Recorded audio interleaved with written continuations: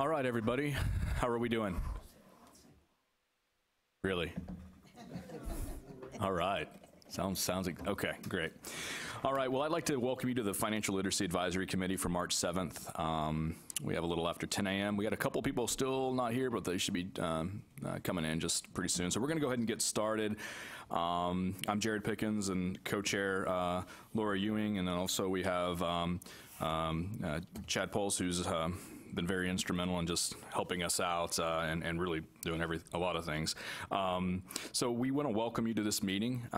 It's going to be a great meeting. If you look at the agenda that we have, we've got a lot going on today, and we've got a lot of great speakers coming in, and I'm really looking forward to, and hopefully you're looking forward to, just a lot of the education that we can get from these really important experts. So anyway, I want to give you just a kind of a rundown idea of the meeting, but before I do that, I just again like to always talk to you and thank you for your ability to travel, and thank you for your your guidance and your hard work in terms of trying to come up with a plan that will benefit Texas and our children and just the overall education process for specifically financial literacy. So, and helping by the 60 by 30 initiative. So today, really what we're going to do is we're going to, of course, this is me, welcome and overview meeting. We're going to do the consideration approval of the minutes. So you got those emailed to you. So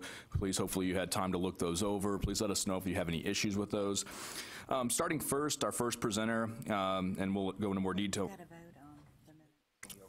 I'm giving the overview. Oh, sorry. Yeah. Yeah. Okay, sorry. So, we're going to look at the financing higher education through early college, high school, and dual credit opportunities, and that's with Eden Klein, and she's awesome because she's going to be from the student lens of everything that's going on in terms of what we're discussing. So we're looking forward to that. We'll have a presentation of, we're really lucky today, have a presentation of financial literacy activities in the academic library setting. And then we'll move into, Laura will go over a little bit about determining the scope of the FLAC's efforts. I know we've got a lot going on in the air, and then we're going to start talking to you kind of like about a plan. What's our plan for the next couple of meetings, and how do we come to pulling all of this together? Okay, so we'll talk about that a little bit.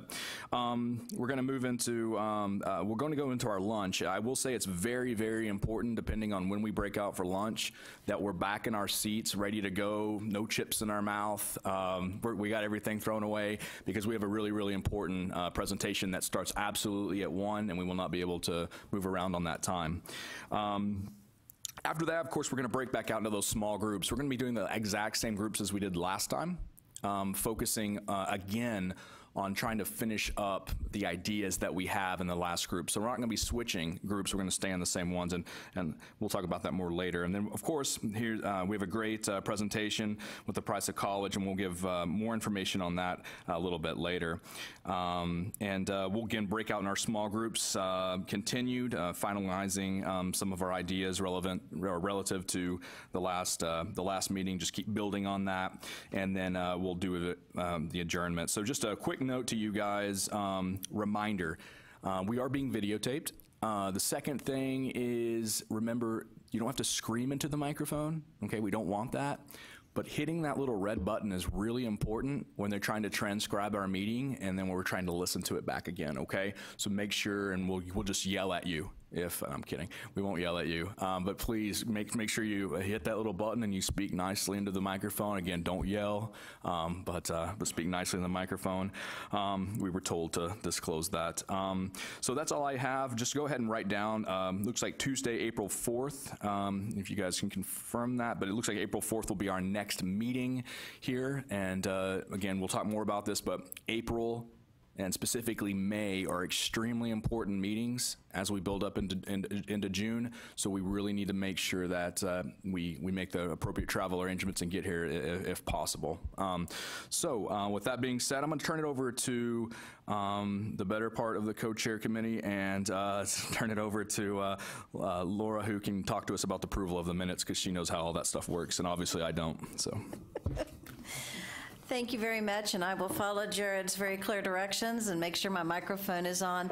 I do want to make one public service announcement. I am no longer with Texas Council on Economic Education, and I need to let everybody know that. I still come with 20 years of experience of teaching it in public school. I also supervised economics teachers for 10 years and then served going on 8 years with Texas Council. So when I talk, I will not represent them, but one of the important things too is we all represent some kind of entity in some way, but also we are bringing our own expertise, and so that is what I will be doing, is bringing what I have learned through the years, what I see happening, but it will not be attached to the lens of Texas Council on Economic Education. So just wanted to let all of you know that.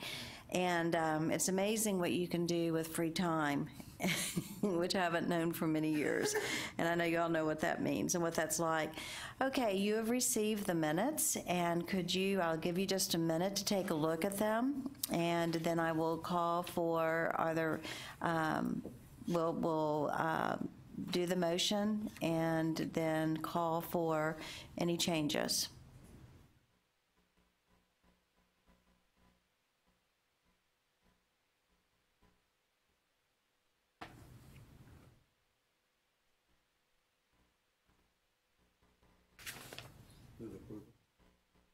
Okay, hold that thought for just a second, okay? And then we'll gladly let you make that motion.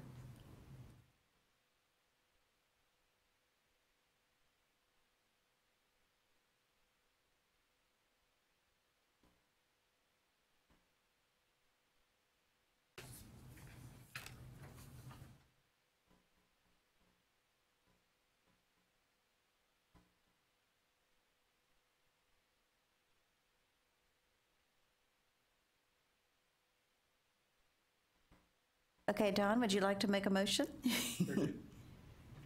All right, so you move for approval. Is there a second? Okay.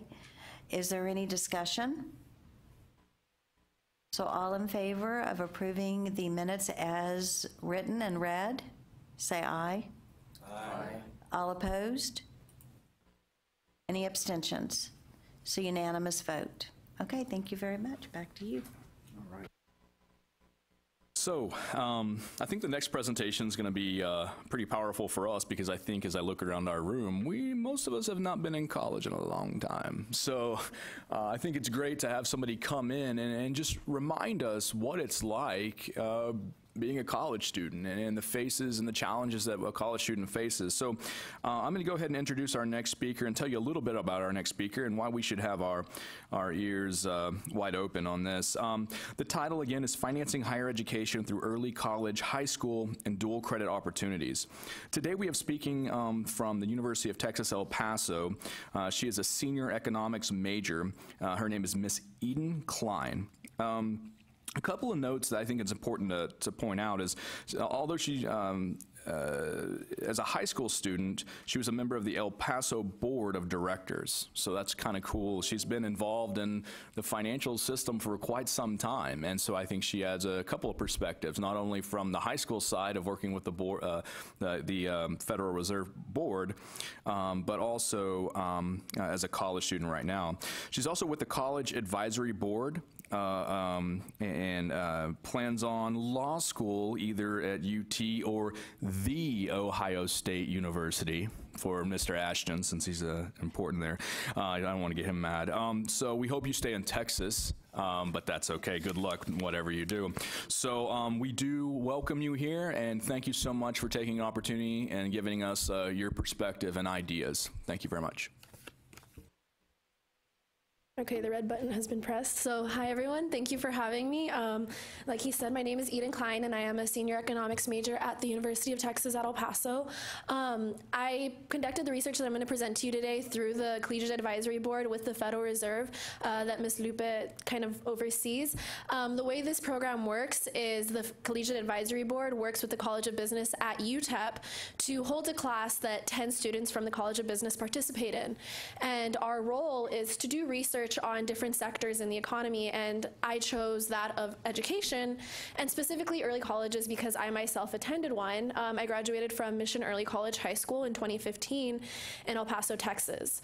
So what I'm going to present to you today is the different impacts that an early college high school has, with a focus on the El Paso region. I want to expand my data to Texas, but for now, just a quick little disclaimer, this is focused on El Paso. So to begin, and I'm sure since many of you are educators, a lot of this information that I'm going to do as background information you're going to know, but I'm going to hit on it anyways.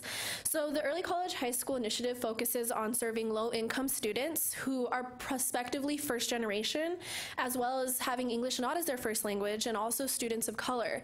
It focuses on serving students who otherwise may not attend college, and as Jobs of the Future notes, this is also working to students whose society already has low expectations for. It's already increasing the amount of degrees attained by these different groups of individuals. And the Early College High School campus works to serve 60 hours of credits to students, if not more, as well as covering all their costs of attending, like tuition and books. So, each early college high school is a collaboration between a school district and an institution of higher education, such as a community college or university. El Paso has a unique perspective on it because of the fact that the El Paso Community College works directly with the early colleges.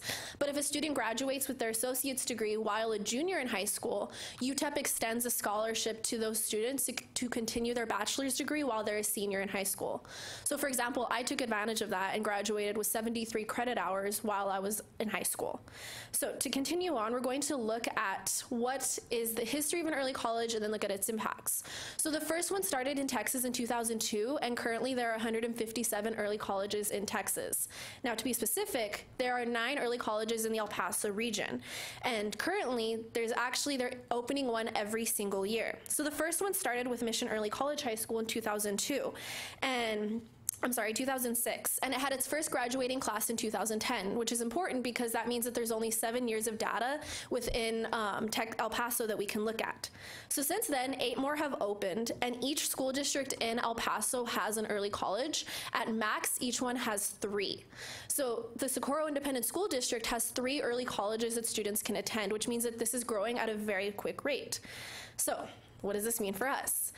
Well, we can see that the United States Department of Education is investing in the innovation program by $15 million. To give you an idea of what this was, this project implements and expands an innovative model with a proven record of improving student outcomes and closing achievement gaps for high-need students. So the design is going to dramatically increase the number of students in the Rio Grande Valley and Denver metro areas, and these students are going to graduate from early college programs. So it's going to work to first grow in these regions and then grow outside of these regions. We can see that it's also investing in these, but also since El Paso is already expanding quickly in the early college program itself.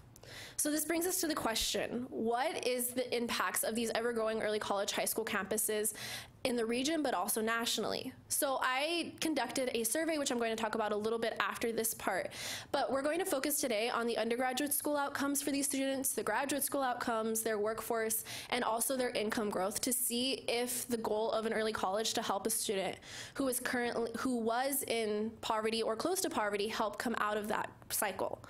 So the way that I found this is doing a comprehensive survey in the El Paso region.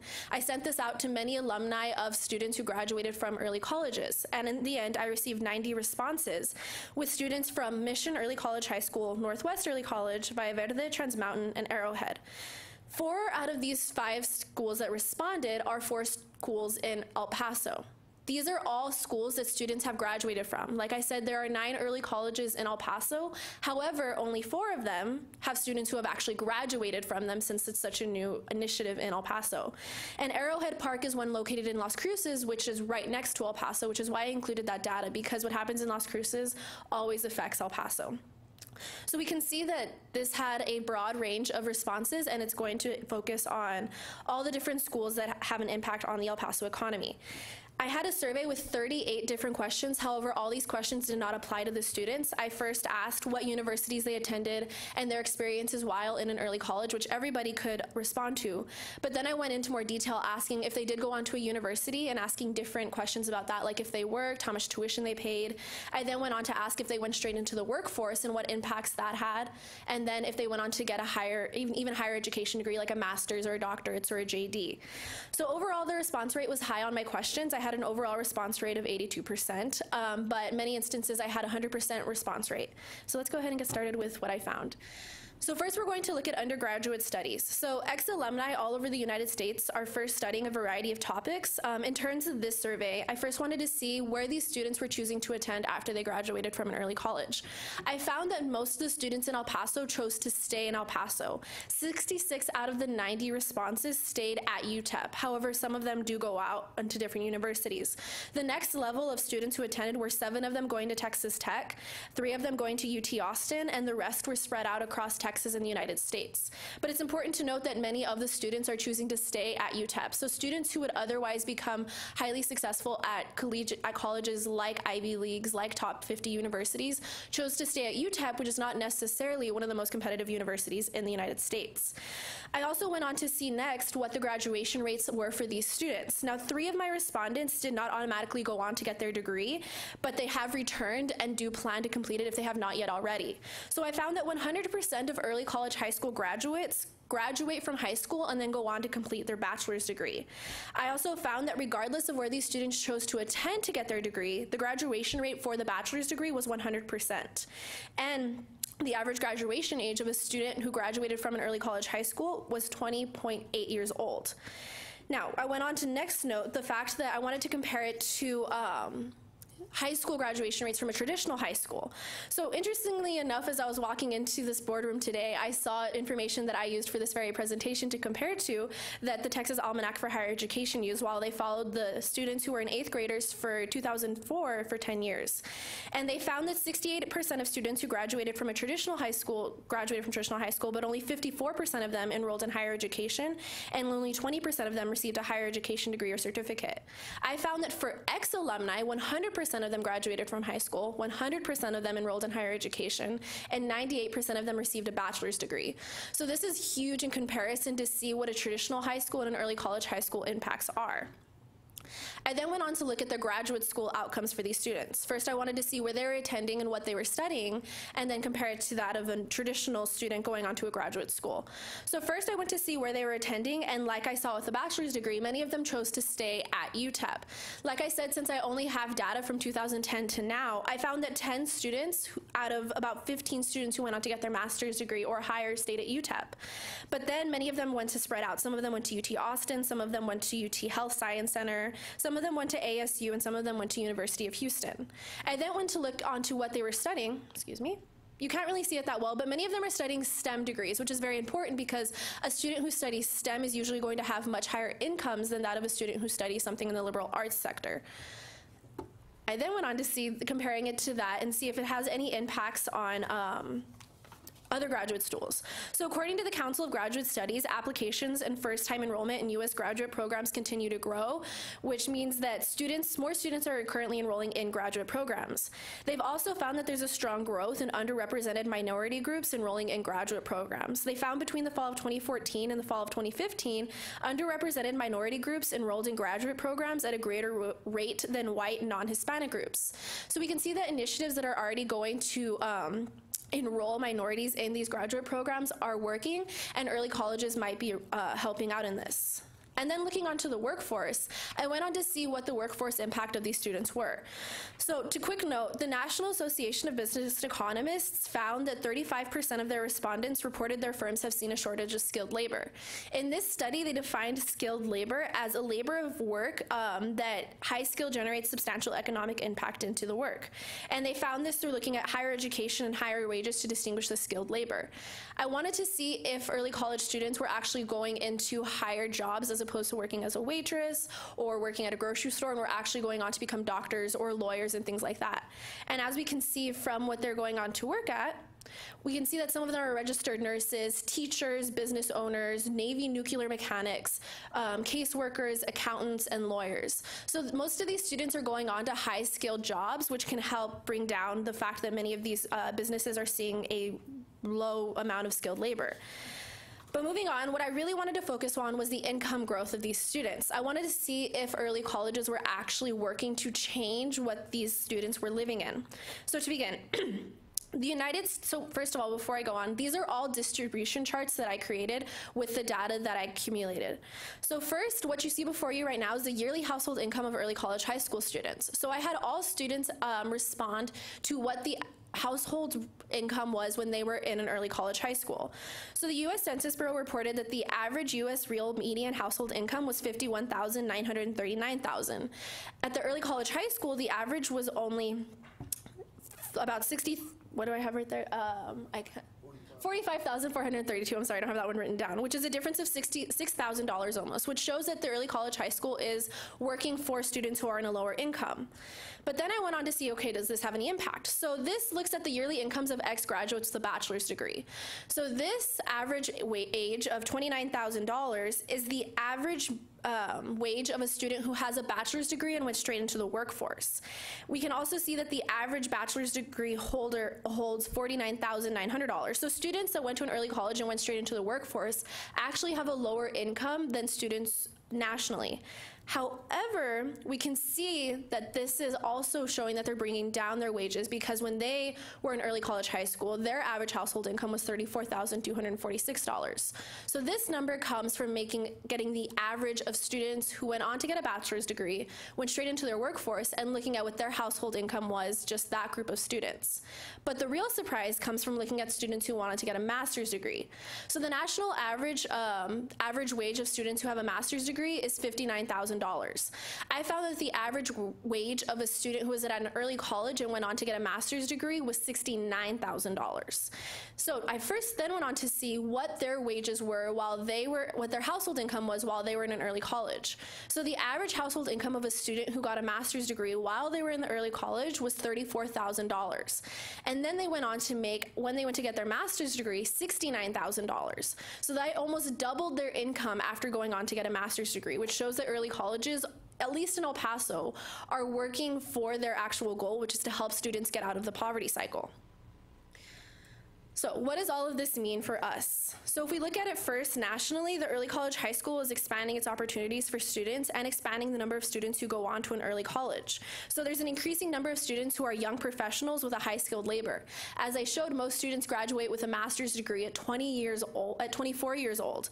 So students are making $69,000 at 24 years old, which means that they're going out and spending their money at a much younger age than the traditional student would be, which is therefore helping the economy. But if we look at it within Texas, and I see with many of your lanyards, you already know about the 2030 goal. So by 2030, as you guys know of the goals, the first is at least 60% of Texans ages 25 to 34 will have a certificate or degree. At least, I'm only going to focus on the first two goals, just a quick disclaimer. And then at least 550,000 students will complete a certificate, associate, bachelor's, or master's degree from an institution higher in Texas.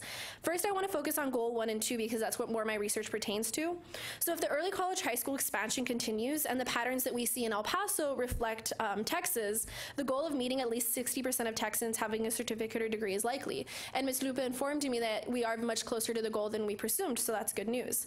But moving on to the second goal, if early college high schools continue to grow, there will be more opportunities for students to get a college education, so there will be further growth in the number of students graduating from Texas universities and colleges. And as I showed, many students choose to stay in the university that their early college is located in, like we saw that 66 out of the 90 students chose to stay at UTEP. So if these early colleges mirror what's going on in El Paso, we can see that these students are going to stay in their region, which brings me to that. What are the impacts in the Paso del Norte region? Well, these young, successful professionals are choosing to stay in the region. I saw with my data that many students chose to come back to El Paso after going on to get their master's degree if they didn't stay in the region as that is. This helps the labor market continue to grow, but also raising the standard of living in El Paso, since so many young people who are making a high wage of $69,000 are staying in the region. And at UTEP, since many students are choosing to stay, we can see that it's increasing the students are choosing to stay. In 2015, the Mission Early College class, out of 127 students, 107 choose to stay at UTEP. Not only that, 70% out of all the El Paso graduates in an early college choose to stay at UTEP, and almost every single student at UTEP who is an early college student is a STEM major. We can also see an increased enrollment by early college high school alumni at UTEP. In 2009, only 65 students were enrolled at UTEP as an early college high school student, but that's because at the time only Mission was the only early college there.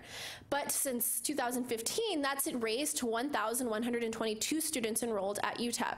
And as El Paso continues to expand its early college initiative and expand the number of students who go to an early college, we can see this number increasing even more. And UTEP is working to become a Tier 1 research institute, so by bringing in these successful students to their universities, we can see them reaching that goal much quicker. So where do we go from here? Well, we need to ask the questions of what if this is actually going to be helping students who would otherwise always be successful, or if this is helping students who would otherwise have many more challenges and barriers between them. I also want to expand my data to see what the rest of Texas is like, as well as the United States. There's not much data on early colleges right now, especially this kind of data, because there's not a tracking system. In my attempt to try and expand this to Texas, I found that many students go off the radar because many people don't keep in touch with them. But we need to track their progress, their income growth, and their impacts, because there's a lot of money invested in these early colleges, and it's important to see if these early colleges are giving back the return on investment. So in conclusion, we can see that students who go on to get a master's degree really do come out of that poverty cycle and continue to make impacts through their STEM research. So with that, I open the floor to any questions.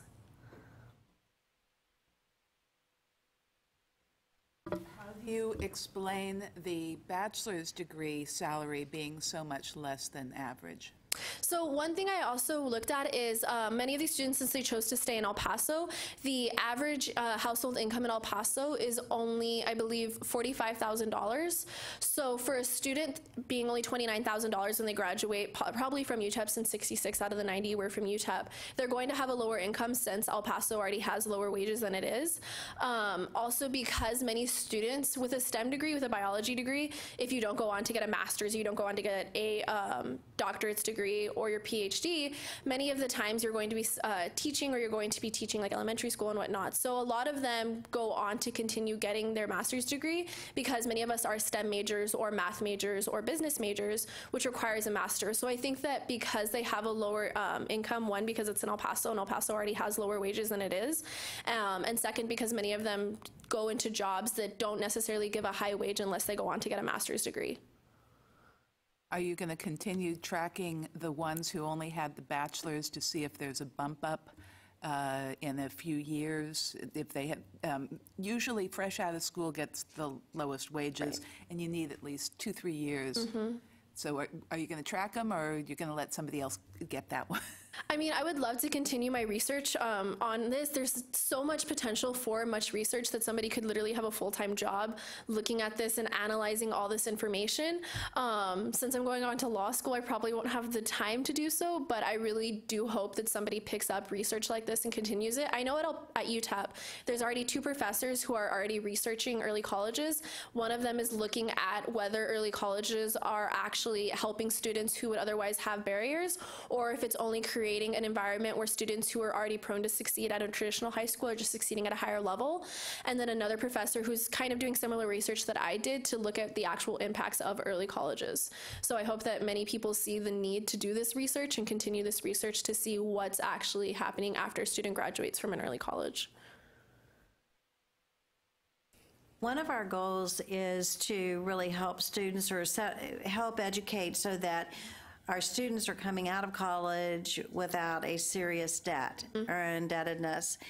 To step back for just a second, with the early college schools in El Paso, are the students paying during high school for their college courses? Do they have to pay as they go along? I know that in Houston, some of the schools, or probably all of them in Houston, that if you are in an early college environment, that you do pay the tuition to take the classes. Is that what, do the students in El Paso also pay the tuition, or is there a program that pays it for them? So in El Paso, I didn't realize that that was something that was going on. In El Paso, the community college pays for all of our tuition. We also are given the books, and we're also given laptops and graphing calculators. So that happens at all the early colleges in El Paso. And also UTEP loves early college students and are trying their best to retain them. So after we get our associate's degree, which is paid for by the community college, UTEP offers us a scholarship. So for example, me, I graduated at the end of my junior year in high school with my associate's degree from EPCC. And then UTEP extends a scholarship to students to continue on with their bachelor's degree while still a senior in high school by allowing us to take 9 credit hours or more if we want to pay for those extra past the 9 credit. But each semester, so 2 semesters while you're a senior in high school, they pay for 9 credits, which is what I took advantage of. And most of the time that incentivizes you to stay at UTEP. And UTEP often offers generous scholarships to early college students. And UTEP already has a very low tuition rate, so that helps a lot as well. Well, I do want to reiterate something that you're accenting, and that is that, as we all know, junior colleges tend to be that lower rate for going to school, and so that's a savings in itself. So that's interesting what you're saying, that they are paying for the 9 hours, but also we do see in many cases that the students are expected to pay their own tuition, and they may walk out with 2 years of college, but they also are paying it at junior college prices rather than the 4-year schools, which again is a savings to help encourage them to go further with their education in ways that maybe they could not have afforded otherwise. I think that's interesting that they're making students who choose to enroll in an early college high school program pay for their tuition, because I didn't realize that they were having them do that. Yeah, in El Paso, it's completely paid for to us. Andrew, can you talk about a bit of how that funding works? Andrew Lofters, Program Director with the Academic Quality and Workforce.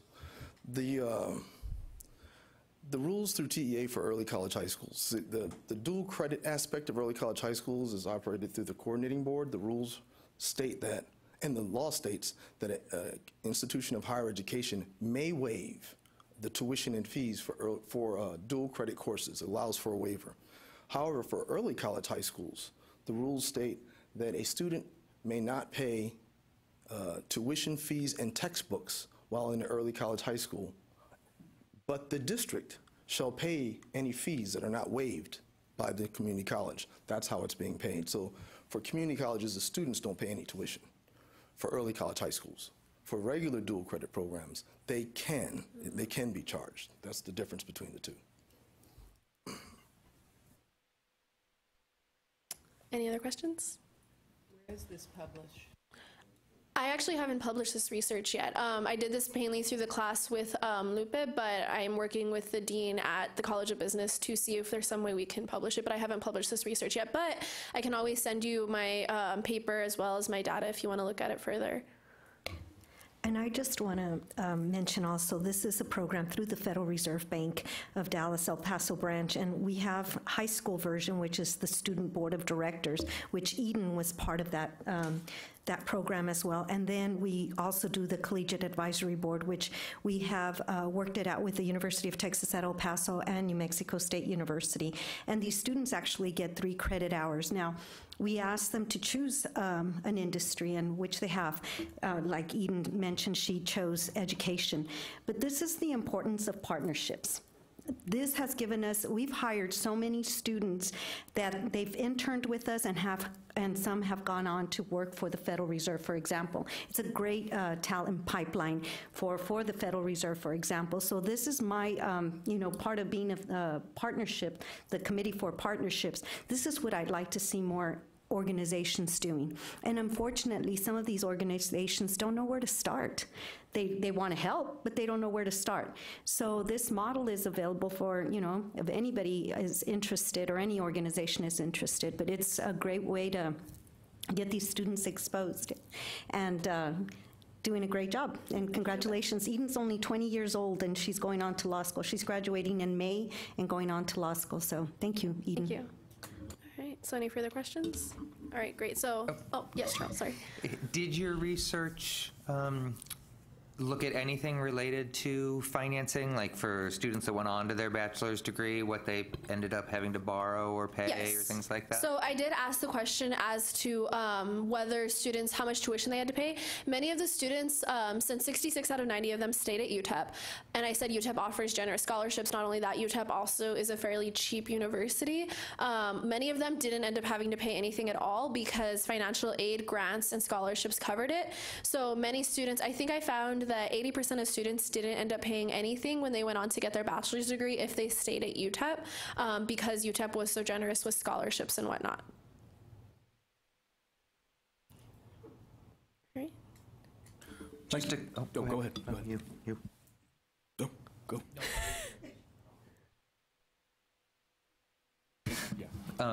I just wanted to clarify for everyone as well that we have Andrew Lofters here to answer any questions about dual credit as a whole, because one of the reasons we wanted to bring both Eden and Andrew here was any questions that people had about either dual credit or early college high school and its impact on the core question we have about making sure that people understand how and why to pay for a higher education.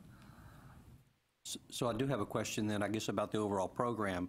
On the early college, who is teaching those courses? UTEP? So in El Paso, the way that they have it centered, I'm not sure how it is in the rest of Texas, but in El Paso, the way it works is there's different ways. So first, at an early college high school, I believe everywhere, you have to have a master's degree to teach there. And so at El Paso, there's different classes. So for example, they have ones at the high school, but there's also ones that you take at the community college.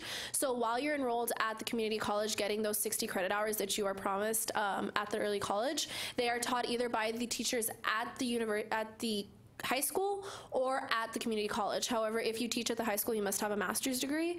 It's after you get those 60 credit hours and when UTEP would extend that scholarship to us that we are taught by UTEP professors. And then I'll let him expand a But little. like dual credit, they could be taught in the high school itself with credentialed high school teachers. Correct. So since the dual credit course is a college class, it must be taught by qualified college faculty. And SACS specifies what the credentials for these faculty are, which are either a master's degree or a doctorate, and this is for academic, master's degree or doctorate in the field of the course being taught, or a master's degree a master's degree plus 18 graduate hours in the field that's being taught. For courses that are workforce, they're a little bit different. You can have an associate's degree or experience, depending on what experience you have in that course for workforce, because those are courses that are called not meant for transfer.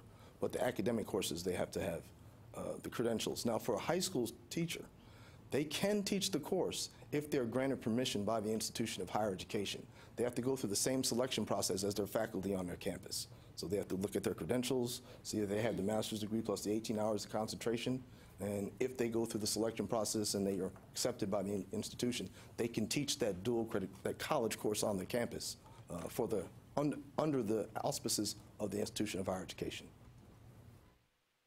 To add, I also found that many of my high school teachers, since they did have the master's degree and were already teaching through the community college, a lot of them also taught classes outside of the high school at the community college itself. So more often than not, they were the university professors or the community college professors.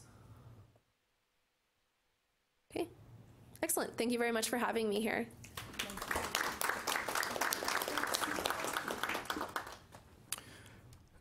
Thank you so much, Eden. We really, really do appreciate it, and best of luck to you in the future. Moving forward with the next presentation, the title is Financial Literacy Activities in the Academic Library Setting. So we have Joe Delstrom, Senior Director of Libraries, University of Houston, Victoria. So we appreciate him coming in as one of our members and speaking a little bit about what's going on in the academic library setting revolving financial literacy. So, thanks.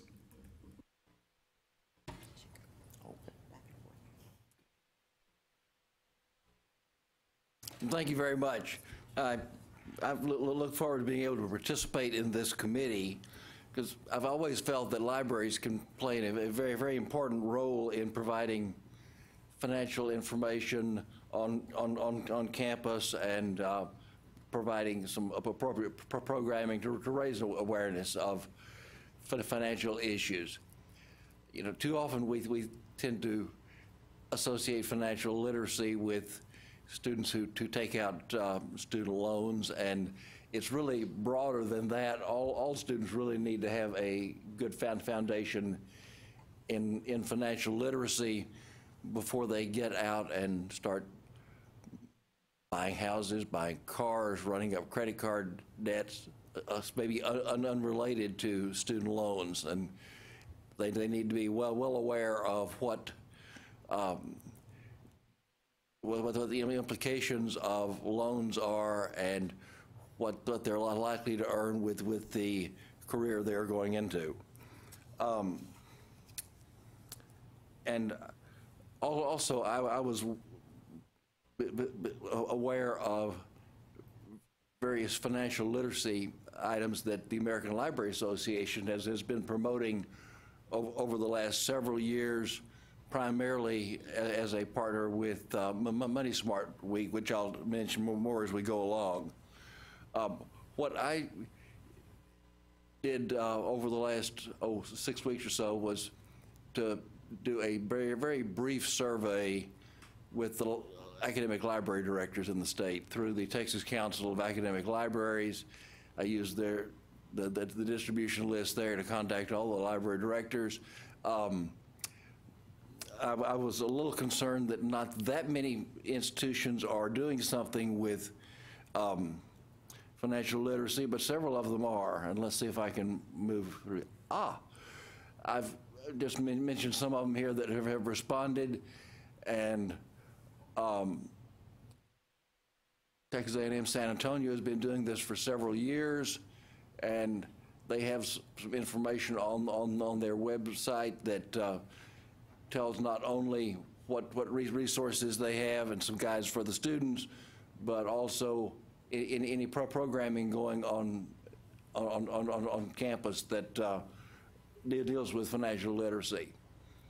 Texas State has not done anything recently, but they do have some information on their website on how to invest. I'm interested in seeing that University of Houston, they're participating in Houston's version of Money Smart Week, which they call Houston Money Week. And that website is being updated when I put this together a week or two ago, but they are a partner in that. And my institution, University of Houston Victoria, we hadn't done anything previously, but because I've been getting much more involved with this, we now will be putting up a book display during April, and we've prepared a guide on our webpage that includes not only how you can deal with investment issues and how you can protect your identity and secure loans, just a wide variety of things, including some of the, and I don't know if I can actually click on that link from here and bring that one up. Oh, to do the one for University of Houston Victoria, since that's my institution. And we have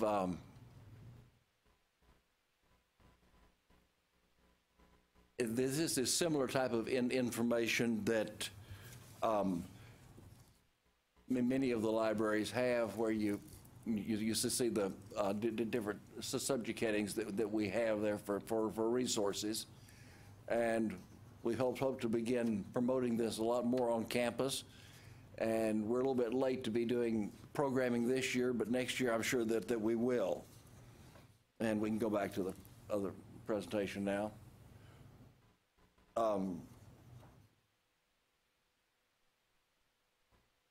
Yeah, thank you.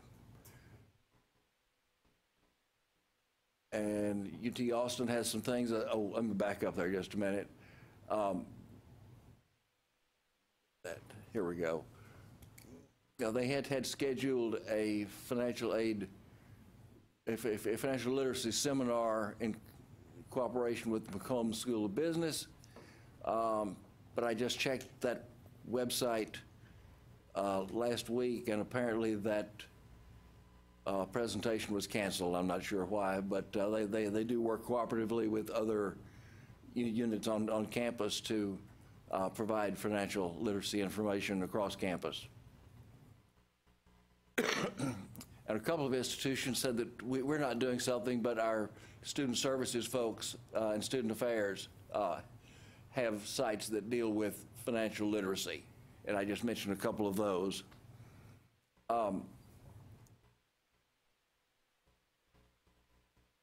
I mentioned this one because that was an example used through some of the American Library Association information as a site that provides lots of resources.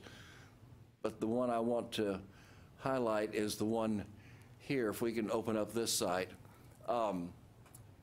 The Association of College and Research Libraries is the academic library division of the American Library Association. And 3 years ago, the president of ACRL had a major initiative for financial literacy. And if we can scroll down toward the bottom, in addition to some information on some seminars and workshops that were held here, down at the bottom there are some resources in some of the ACRL publications, as well as some other institutions that provide financial literacy and information.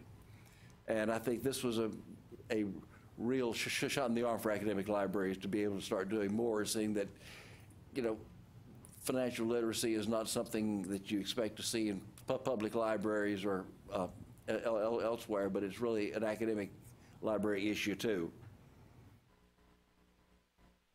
Also, every year, then we can go back to the PowerPoint.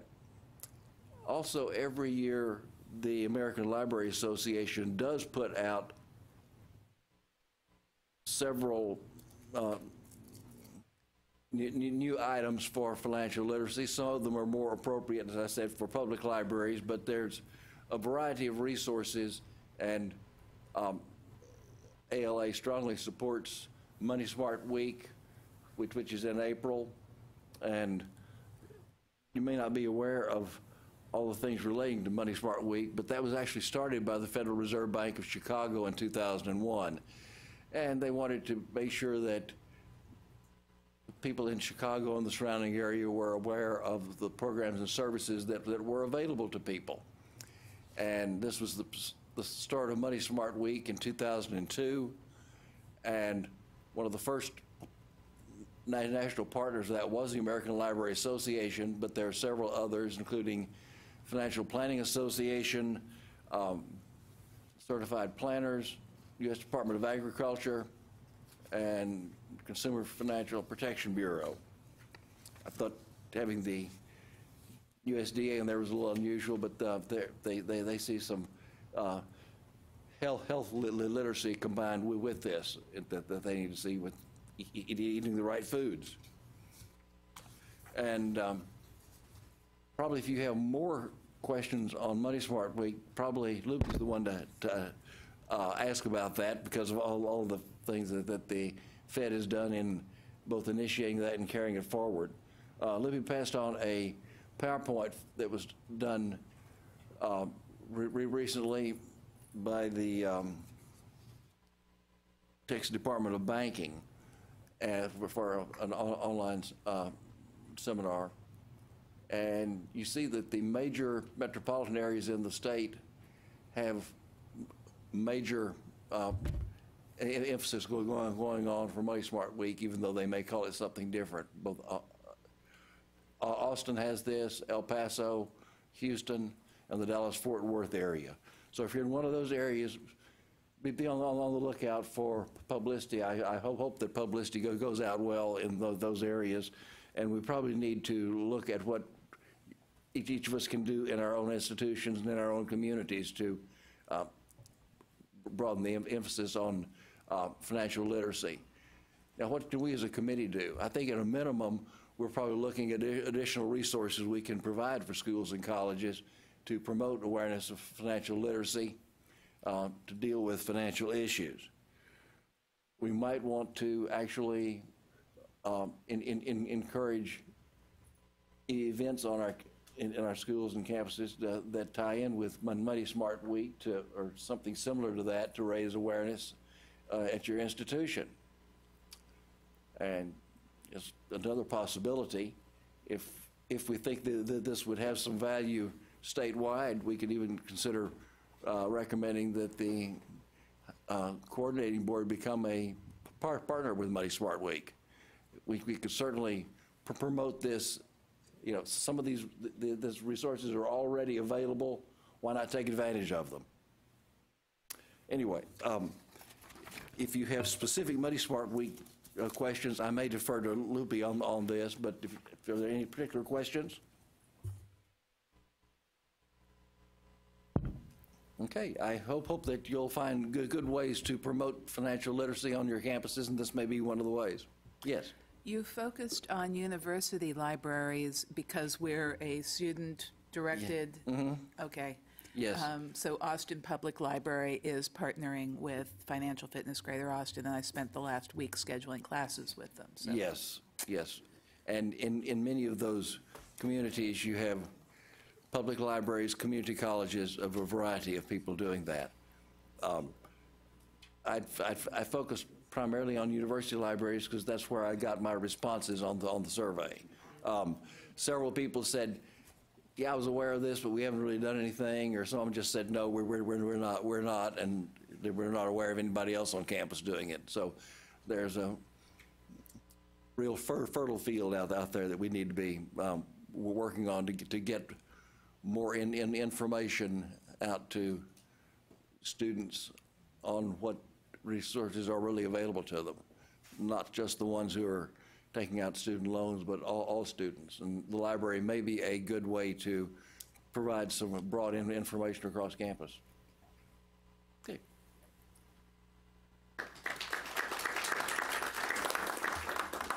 Thanks so much for that information. It's really good to see that there's many parts of the college campus that are taking initiative, and I think that it's important that we know about every single one so that we're better able to direct, for me particularly on a college campus, I can direct them to more than one place, and that's always fantastic. So at this time, I'm sure you guys have had a lot of coffee like me, and we're going to take a 5-minute break. So thanks.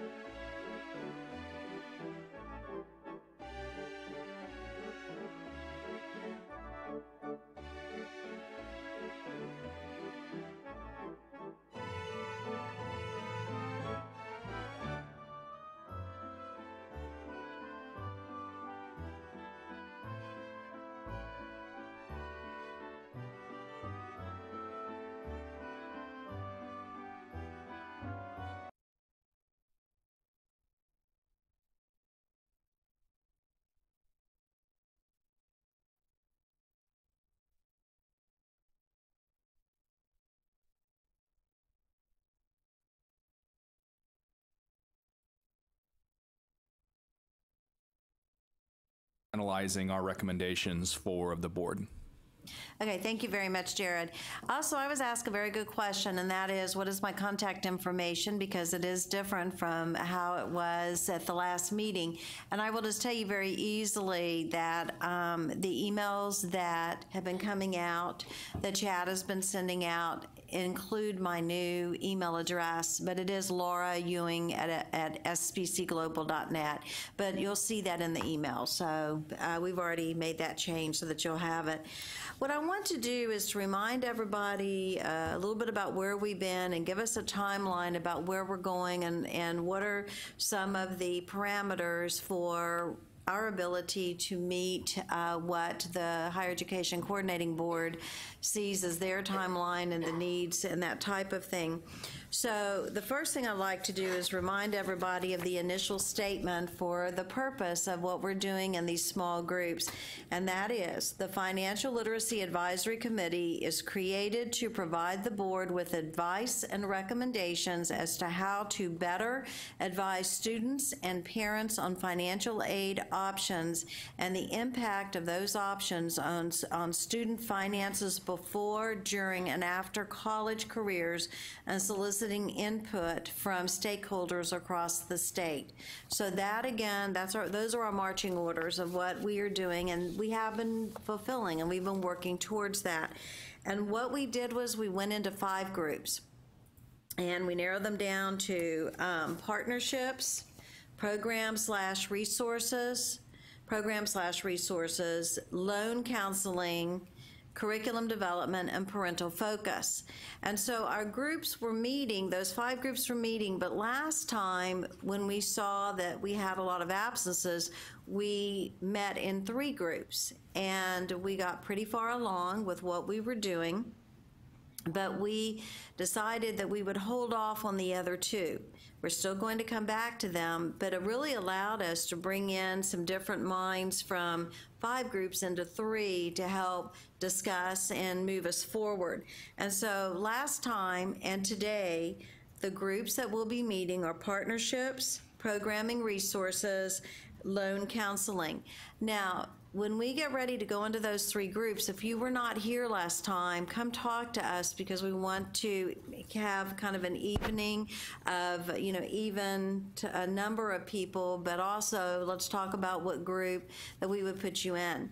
When we come back next time, and the next 2 times, we're going to really be addressing the curriculum development and the parental focus. So what I want to also do is to remind you of our creative problem-solving steps, because that guides us again to how we're finishing up today on those first 3 groups.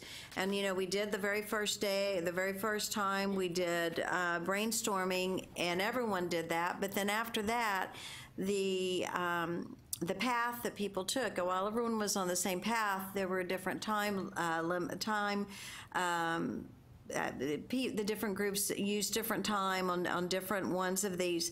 We ask everyone to secondly then come in to narrow their ideas down of what they wanted to work with, and then to set up a goal statement around that one idea. And we all are there, and all 5, I believe, we're all there, and then we start being in a little different phase. But last time we really saw the brainstorming taking place that dealt with what worked, what are the obstacles, what are the things that will be of help to us.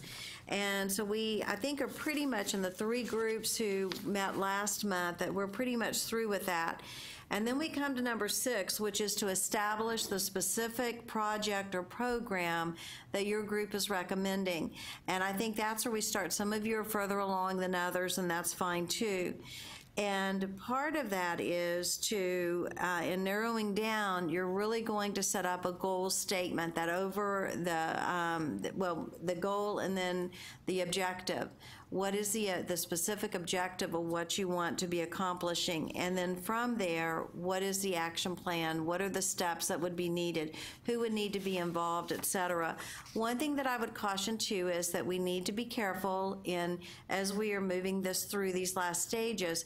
What we would suggest to the Higher Education Coordinating Board need to be things that they would have control over, could have control or the people who would be carrying this out would have control over it. Now, what we'd like to see, and our recommendation or our thought about the process is that, again, by today, we're through with the first 3 groups. And at the end, we'll come back and we'll spend some time before we leave at 3 o'clock to hear more from y'all about where you are and what your action plan is. Not all the details, but in a generalization about it.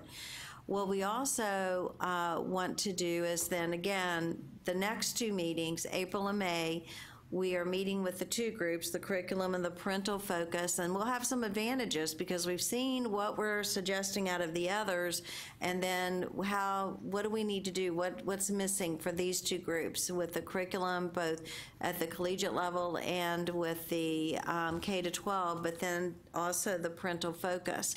And then in May and then in June, what we want to do is to really hone in on how do we combine some of these ideas. Are there, you've already seen there are some overlaps. So how do we bring those overlaps together? What is it that we are thinking, and what is our progress statement going to be, either at the June meeting or July meeting? It's going to be June. So we will be taking this to the committee, the Higher Education Coordinating Board Committee, rather than in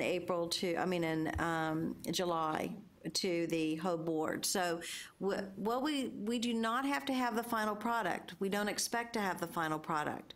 But what we want are those ideas that we're working on right now so that we can find out from them, are we where we need to be? If not, then we still have time to go back. And then from there to finalize what our recommendations would be.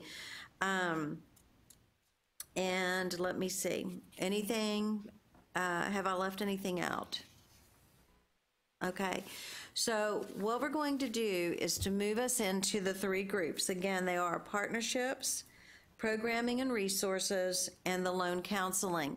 And again, if you were not here last month, come on up because we want to figure out where we want to put you. Okay, we'll have that conversation. Now, we've got the 3 easels out, but I noticed that room is also, those rooms are reserved. So are we advocating for maybe 2 groups to go in, or what? There's 3 spaces in here. Okay, so we want them all to be in here. Okay, so as a reminder, I'd have to be reminded myself, what group was right here at this closest easel last time?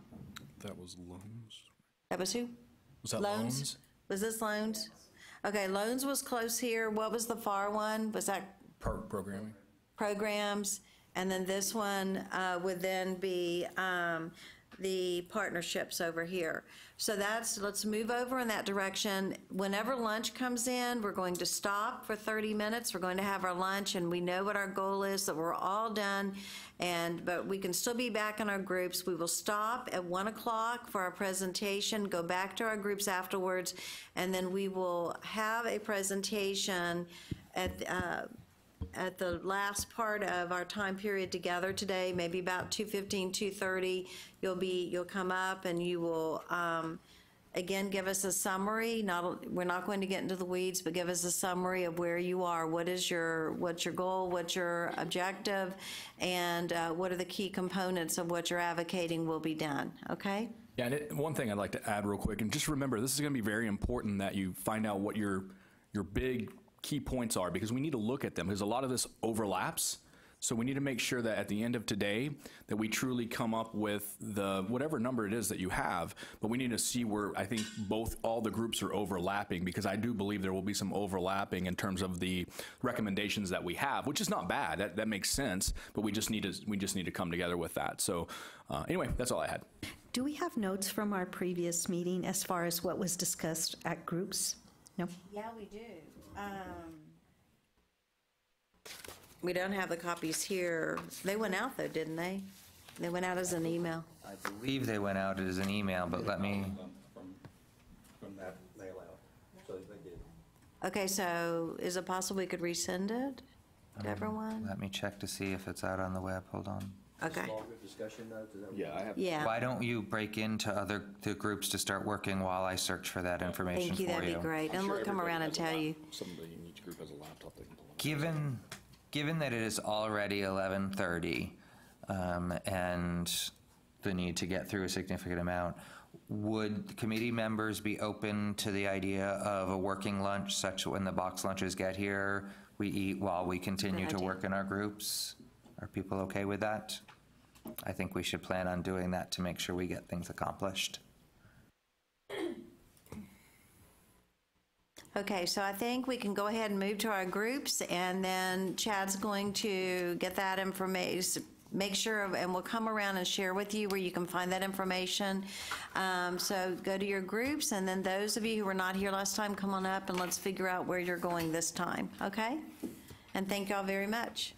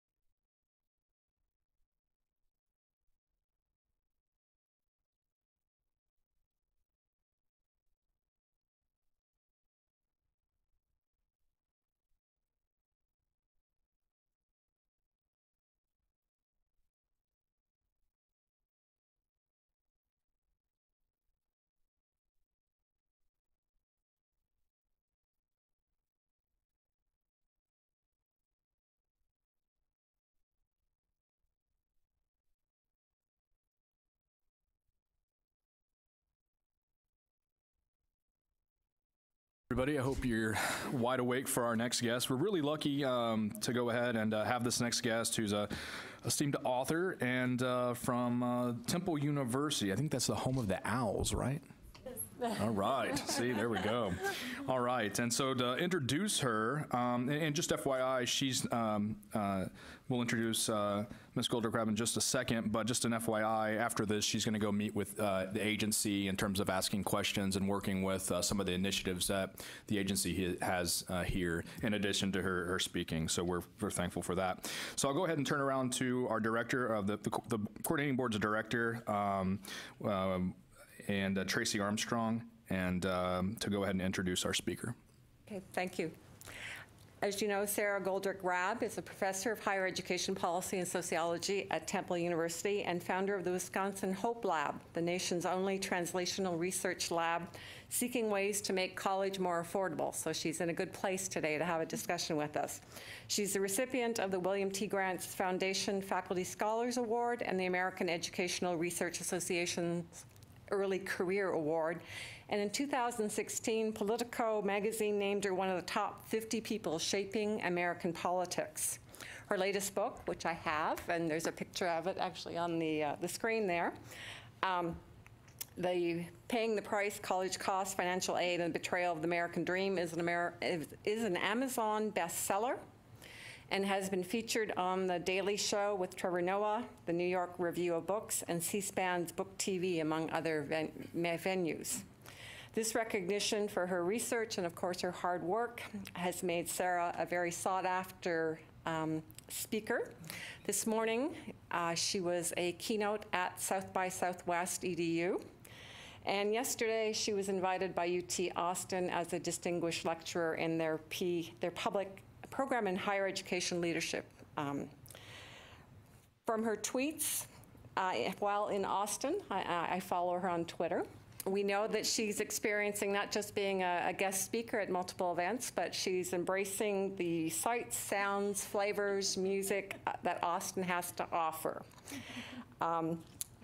Today, she's going to give us a presentation about the basic needs security among college students.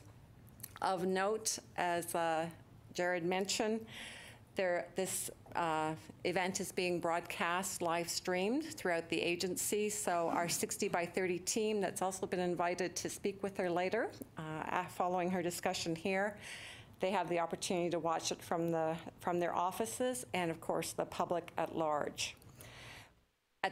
Following her discussion, we ask that, or we will allow time for the FLAC committee to speak with her and to ask any questions. Maybe she'll like, if you interrupt, I'm not sure how she'll approach it. She can let you know about that. But there will be no questions from the audience or from the 60 by 30 team. Today, or for this period of time, she's all yours. And we're more than delighted to have her here and very deeply grateful that she decided to join us. Please welcome Dr. Goldrick-Rab. Okay. Well, thank you all so much for having me. I can't tell you, I'm a sociologist, and Marta Tienda and others are among my very favorite scholars in the field, and they've been saying wonderful things about this place for a long time, and it's my first time here, so I want to thank you all actually for the opportunity.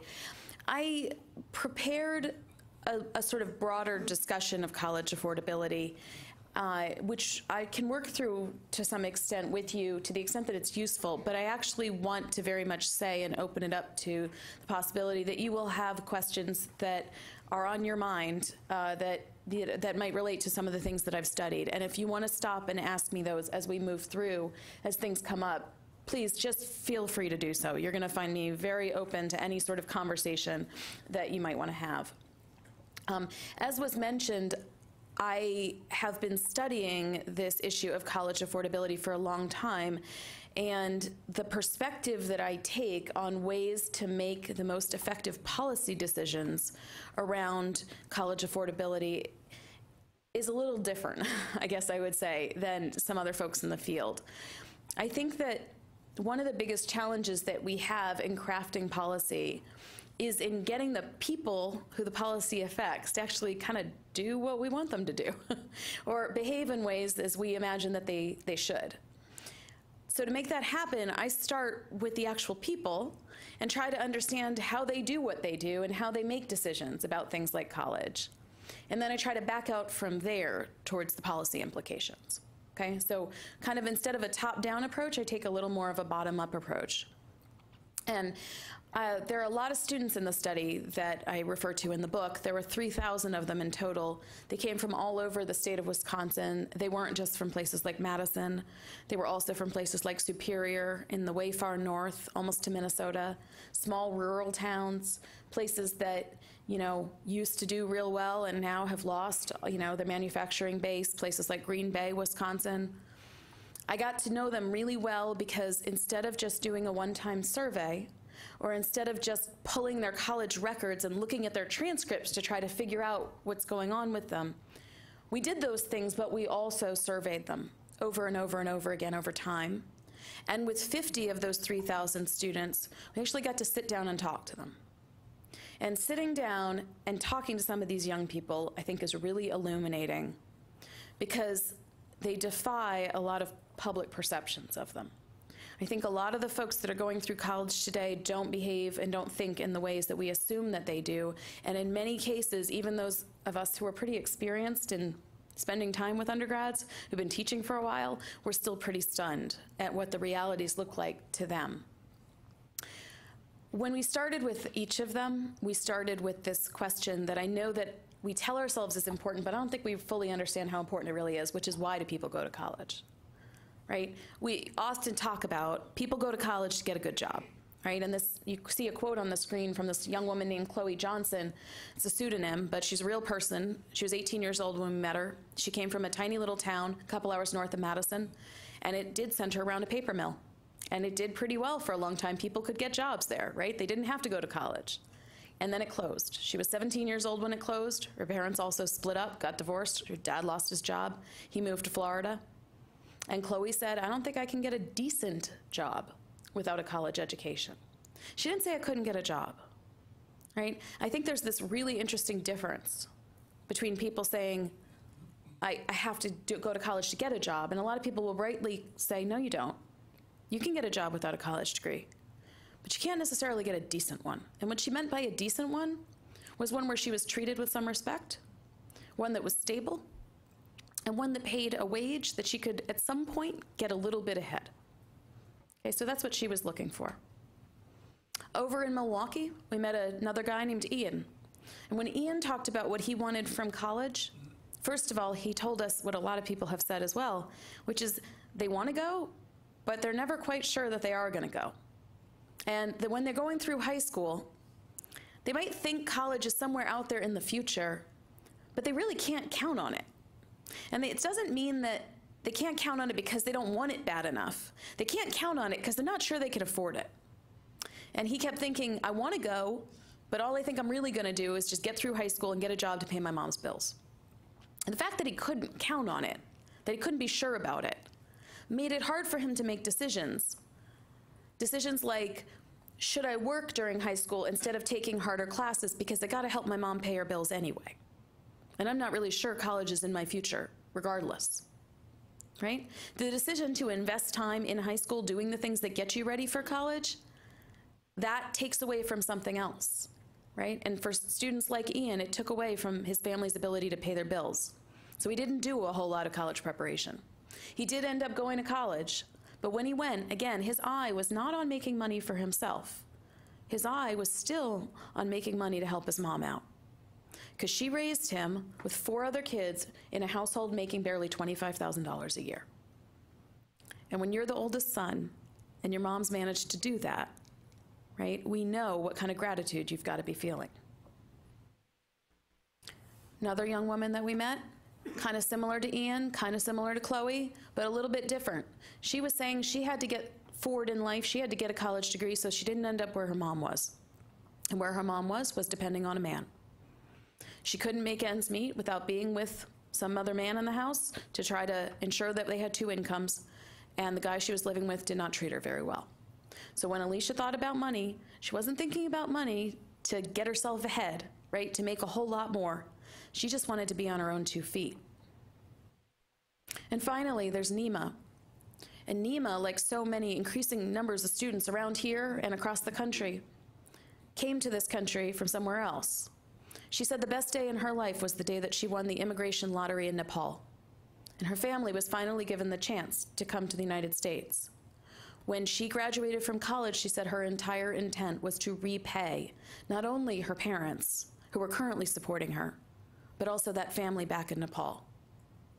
So I think one thing that's really important when we start talking about the money that people will pay for college or how they handle their money when they're in college is to remember why they're there in the first place. And that the idea that it's just going to pay off for them and themselves is true for some people, that's what they're there for, but for other folks it's a whole lot bigger than all of that. And that matters for them as they move through school. So I think these are stats that you all probably know fairly well. These are national numbers. I assume you have numbers like this for Texas. 75% almost of ninth graders who expect to attend college, even though they're from low-income families. That's a good thing. You know, I think the fact is that if you grow up in a house these days without a lot of money, it doesn't mean anymore that you won't have college expectations. It will mean you will have trouble graduating from high school, and it definitely will mean that your chances of going to college, even if you graduate from high school, are reduced. The biggest challenge, I think, though, is the one that I'm focused on right now, which is the fact that only 40% of low-income students who enter college will get anything. And I'm not just talking about bachelor's degrees. I am a big fan of the associate degree, and I think that certificates are very valuable as well. But 60% of these folks aren't getting anything but debt. And the but debt part is the new part. Right? If we go back to the 1980s and you knew people, you look around, people aren't graduating from college, we knew perfectly well that some people, they just weren't cut out for it. And if they left, oh well. You know, sorry for them, but it wasn't that big a deal. It's a big deal now because they walk away with no degree and they have debt to repay. And they have feelings about that debt that they need to repay, which I'll talk about in a couple minutes. So how do we square all of that with our spending? Right? How can we spend $200 billion a year on financial aid, and that's just the federal and state combined. I don't think it's actually right to claim we don't spend enough money on financial aid in general. I think we can certainly say certain states or certain institutions aren't spending enough money on financial aid, but for the most part, we spend a whole lot of money. And so it's reasonable to ask questions about the return on investment that we're getting and how it relates to those degree completion rates that I was just looking at. Now, here's the thing. There are a lot of competing ideas about what that means. We're spending all that money, and yet these people are dropping out of college. So one possibility is that what that means is this isn't really about money. Right? One possibility is we're spending a lot of money on financial aid, and people are still dropping out. So maybe we need to start talking about K-12 preparation. Right? Maybe we need to start talking about remediation. Right? Maybe we need to start talking about, you know, first-generation college students who come to college and just don't feel like they fit in. Right? So one possibility is that those two things line up and they tell us we ought to move on to something besides affordability. A related possibility is it tells us that we're spending all this money and people are just not getting motivated. They're just not hardworking enough. Right? They're not putting in the effort. Maybe they don't study like they used to. I'm sure you've read the articles about Academically Adrift, which was a very popular book, right, about it 10 years ago or so. So that's possible. From a research standpoint, I'm really interested in all of that, right? It's possible, however, that there's a third explanation, which is that we're spending money on financial aid, and money matters to students, but the financial aid money isn't getting to the students the way that it needs to in order to actually change behavior, okay? And that's another possibility. So that's what we researchers like to do, right? We like to lay out all the possibilities and then do whatever we can to try to sort among them. And the reason that we have to sort among them is because we have a 50-year-old approach to financial aid that's been going on the same way for a really long time. And I promise you, you can walk into any room of college students all over this country, and they will all tell you that college is unaffordable. It's not just people not going to college who will tell you it's unaffordable anymore. It's people in college who will tell you it's unaffordable. So I think we have to take that at least seriously enough to ask the question, what in the heck is going on, right? And I've been asking this over and over and over, and what I got a chance to do was to look at it in, I think, a different way than other folks have. What I wanted to do was take those financial aid recipients and fit them into the full puzzle of their lives. right? So I wanted to know, for example, if a financial aid recipient wasn't doing well in college, what do we know about their work behavior? What do we know about the amount of time that they spend partying? What do we even know about the amount of money that they spend on beer? Okay, how much time do they work? When do they work? What's their financial literacy score on a standardized assessment? Right? What do their parents know about going to college? What do they do in high school in terms of math and science? Okay, I wanted to get all that because if I can get all that as a statistician, I can stick that in a model, right? And I can look to see if, in fact, it's the financial aid that matters, okay? And so that's what we did. We collected data on all that stuff. And these folks put up with a lot, okay? So I'm a little nuts as a researcher.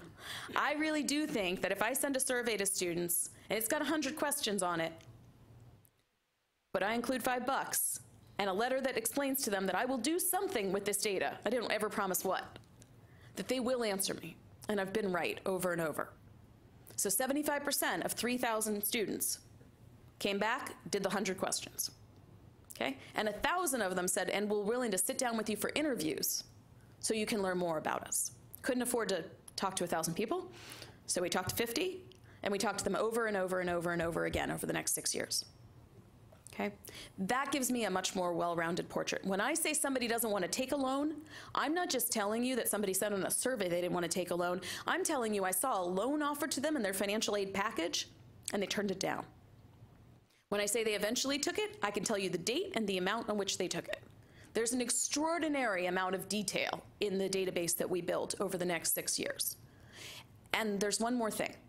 We were also able to work with a private foundation that gave some of them more money and didn't give some others more money.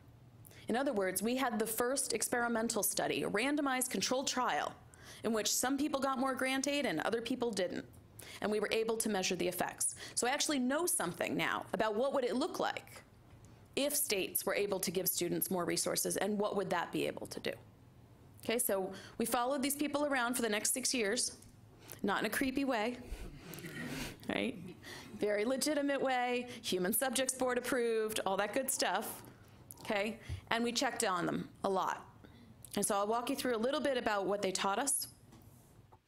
The first thing is there's what I'm calling the new economics of college in America.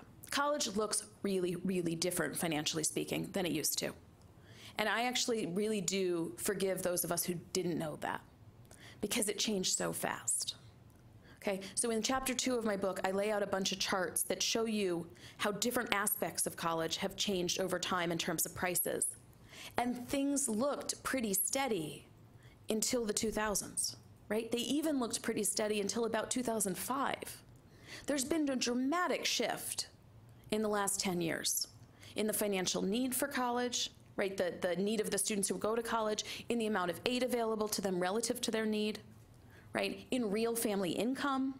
There have been so many shifts at one time that the whole picture looks a whole lot different. And it's just not possible to go to college the way we used to. One of the biggest challenges that most of these students face is that the Pell Grant isn't living up to its promise. And we've been saying this for a long time. There's been a lot of folks who have said, look, the Pell just doesn't buy what it used to. I mean, I'm sure you all have heard plenty about that. But I don't think that we've thought through what that really, really means for students. Actually, before I talk about what it means for the Pell recipient, let's talk about what it means for the non-Pell recipient, right? The person who just is a little too rich to get the Pell Grant and a whole lot too poor to actually be able to afford college, okay? Those people matter. We call them middle class. A lot of the Pell recipients, by the way, are middle class too. Everybody says they're middle class, let's be honest, right? But those folks are being left out in the cold, and I have another new study where we've been actually giving those folks some money, and I gotta tell you, they benefit from it. They clearly do. All the way up to 200% of Pell eligibility, it looks like they benefit from it. Not as much as we need them to benefit from it, but still in a limited amount. So the big challenge that we face is that over time, of course, more people are getting the Pell Grant, and the Pell Grant program's costing a whole lot more money. And to be honest, this is kind of freaking Washington out, right? They weren't prepared to be spending $40 billion a year on this program. That makes them very, very uncomfortable. And the problem is, of course, that the bottom lines, those flat lines, So there's big lines going up, that's how much it costs and how many more people are getting it. And those flat lines at the bottom are the changes in how much money students are actually getting. And the fact that those are flat would have been fine, except that the price of college went up over that whole time period. And so what we see is this, we see the purchasing power going down. Hey, again, not news to say the Pell just simply doesn't buy what it used to. But the problem is the students really don't know this, okay? We can put in the newspaper that the Pell Grant only covers a third of the cost of attending a public university, and we can say that that's down over time. They're not gonna understand it until the moment that they've already gone to college, already done the FAFSA, already showed up for class, already enjoyed themselves, already figured out college was important, and then realized that simply doing the FAFSA and getting financial aid doesn't cover it all. Right? And that the hole that they're facing just keeps getting larger and larger and larger.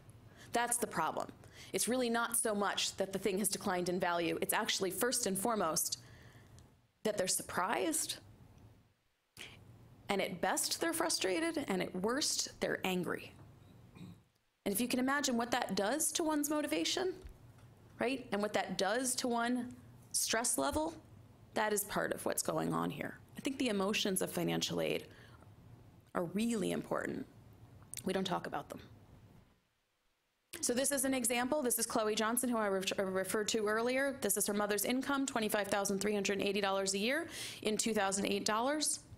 Her EFC, the expected family contribution, a term that Chloe's mom did not appreciate because she couldn't pay that expected family contribution, was over $2,500. Okay, those numbers are correct. I've been over them 100 times.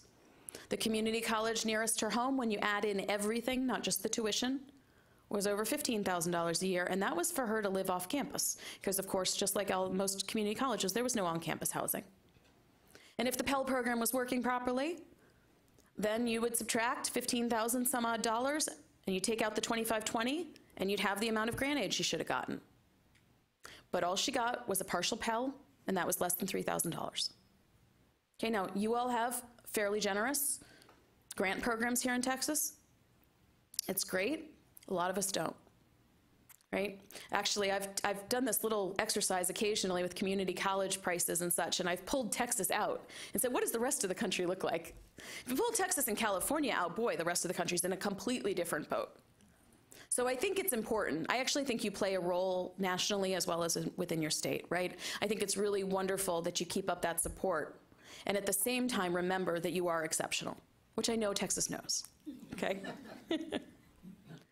All right, so she's stuck, right? She's got a really big bill and what she's supposed to do with it. And the thing you need to know is that while we talk all the time about student loans and how students take way too much debt, she actually could never take enough to cover that, right? Federal student loans max out for her at $5,500. That's all she can take. She could take a Parent Plus loan, in theory, but her mother would never have passed the credit check, right? There's a credit check on that parent loan. So the fact is actually that the loan limits are kind of low for a student like Chloe. They're especially low because Chloe's mom wasn't paying the $2520 that she owed. Chloe sold her horse in order to pay the $2520, okay? The horse that had actually convinced her, not directly, but indirectly, convinced her that she should go to school to become a veterinary technical assistant.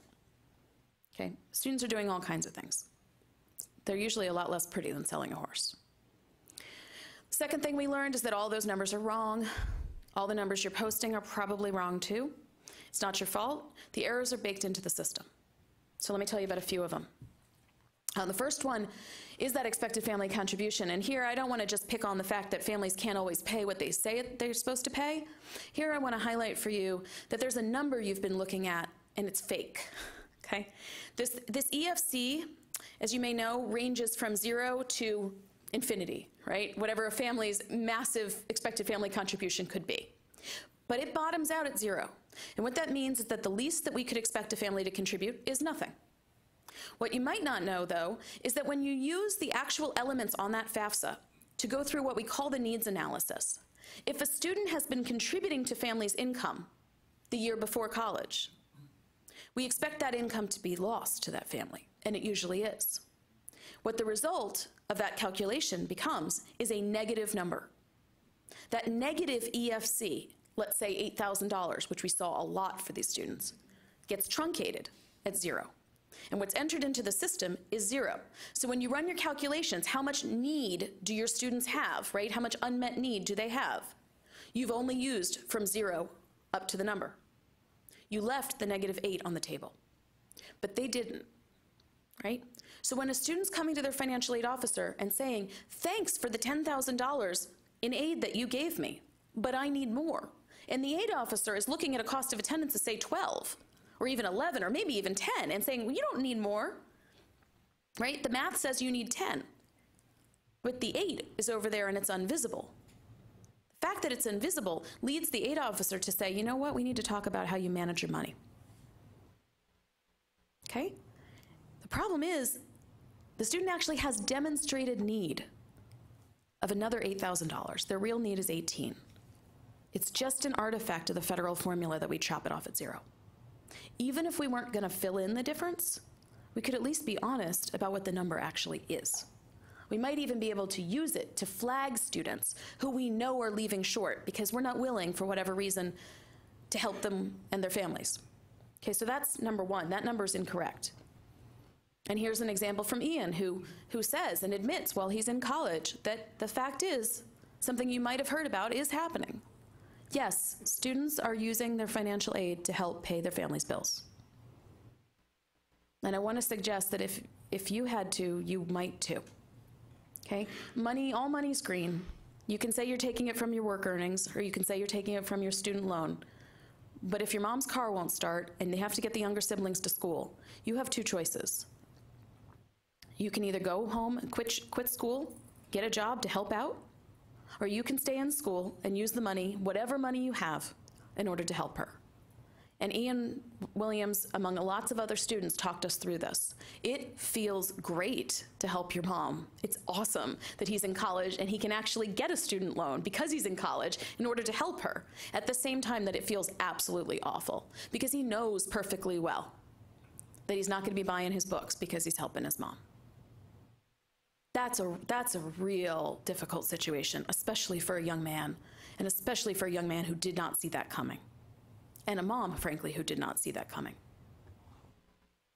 Here's another problem. You often probably are staring at something called the cost of attendance. Okay, now the tuition and fees number, that's real. That's real. Let's say that's real. Okay, I don't know how they're arriving at these figures, I gotta say, because I don't think anybody actually knows what it costs to educate an undergraduate in this country. So I don't know how we decide tuition should be this versus that. But you know what we really are making up? The cost of living. So 87% of undergraduates in this country do not live on a college campus, and the colleges do not decide what it costs to put a roof over their head or food to eat. Yet they get to list on their cost of attendance what it costs to live off campus, right? But they don't control those rents. They don't control the price of food in their areas. And we have found through careful analysis of colleges within the same exact area that different colleges list different prices. Colleges face an incentive these days to look affordable. I was invited recently to the New School in New York City, one of these elite private schools that people love. I respect their work, but I noticed their administration is not the ones who invited me up there. The students did. So I decided to stare at their data a little bit. I looked at 5 years of College Navigator data, and I thought, oh, they've gotten less expensive over time. Good stuff, right? Maybe they're driving down those prices. Well, I dug deeper, and would you know that according to them, over the last 5 years, it's gotten significantly less expensive to live in New York City? They can. They can claim whatever number they want as the cost of room and board. And it matters, because it's not only an estimate, it's the maximum you can get for financial aid, and it's the number that you use to figure out if you can make it. We estimate that 1/3 of colleges and universities in the public sector in the United States are underestimating the cost of attending college by at least $3,000 on that metric alone. How do they know the price of books, by the way? They don't exactly set those prices, right? These are the kinds of things that we think it's important to explore as we also turn to the students to raise questions about what they're doing, right? These are the structural issues. And of course, if they go to a more elite school, and I got to spend some time yesterday at one of your elite institutions like UT Austin, they face bigger expenses because they have to hang around people who have a lot more money. And we can argue about whether they should or they shouldn't dress like their peers. What I can tell you is if you want them to be able to participate in the full college experience, and I think you do because that's actually part of how they get their returns to the degree, through those social networks and those people they meet that help them get the job later, then they have to dress the part. And they feel under intense pressure to try to do that. It doesn't feel optional. They fake it as much as they can, but to make it, they have to spend money. And they often don't expect to. Another issue that a lot of states are talking about, we know that tuition will rise over time, right? Unless you've got some sort of guarantee in place. Families do not anticipate that. But even if you froze in tuition, even if it's flat, the cost of living will rise. And students will still encounter the surprise that will happen when they no longer have their high school guidance counselor to help them do their FAFSA. And they don't realize after their first or second year of college that they have to keep on doing the FAFSA. There's something incredibly illogical about a system that just requires us to FAFSA again and again and again when nothing has changed about our family and we haven't changed the school. Yet it's required and students don't often know it. Now, I don't know actually if you all face the situation that we face in Wisconsin where state aid tends to run out. More people apply for it, not everybody gets it. That's been happening as well, right? So in his first year of college, Ian Williams got a state grant to supplement the Pell Grant. In his second year, he filed on the exact same day that he did the prior year, and the grant was already gone. Why? Because as more people go to college, the waiting lists just get longer and longer. It becomes really hard to count on. There's also what the colleges and universities do. They package students in their first year better than they package them for later years. They give them scholarships to try to get them in the door. And what they don't tell them, or don't tell them clearly, is that by the second year, they're often gone. Finally, the last part is about how academic issues intersect with financial issues. A lot of us know that anytime you change schools, anytime you transition levels of schooling, people have hiccups, right? We get into some trouble. You're trying to adjust to a new school and a new environment, new expectations, and you might have a rough first semester, maybe even a whole year. The problem is the people not on financial aid, they're allowed to have a rough year. And mom and dad keep paying for college. People on financial aid have a rough first year, and they find out they're going to lose their financial aid. That actually doesn't seem to motivate them. It just seems to scare them. Being scared when you've already had the bad first year, and that bad first year will carry with you and count against your aid, that's hard to recover from. And colleges and universities have not figured out how to help people who are off track get back on track. So all we have is a system that's just very punitive. Given all of this, one of the big problems that our financial aid system has, and I know that this must permeate to your students as well, is that it's just very hard to trust. It's not only hard to make sense of, right? It's not only insufficiently transparent and way too complicated, it's not trustworthy. And as we all know, it's hard to get students to really engage with a program that they don't trust and they don't believe in. So making ends meet, we saw students do all kinds of things. They took loans, even the community college students. I would argue, based on the prices, most of them had no choice. Chloe Johnson tried not to take a loan. She was a hard worker. She took 18 credits. She got that memo about taking at least 15 to finish, right? She did her 18 credits and she signed up for 2 jobs. One job wasn't going to cut it. They didn't offer her enough hours. 2 jobs plus 18 credits, I think we all know the math, it doesn't work. It just simply couldn't get done. And so she started having bad grades. She started falling asleep in class. And then she woke up and she said, okay, this isn't going to work. I need to take that loan. Maybe I'm in community college, maybe this isn't a good idea, but I need to take that loan. So she filed in October for that loan. That loan did not arrive until the end of December. She couldn't quit the second job until she got that money. And so by that point, her grades had gone so far south that when she received the delivery of money from the loans, the next day, she received a letter from her school telling her that she was on academic probation and that she could lose her financial aid.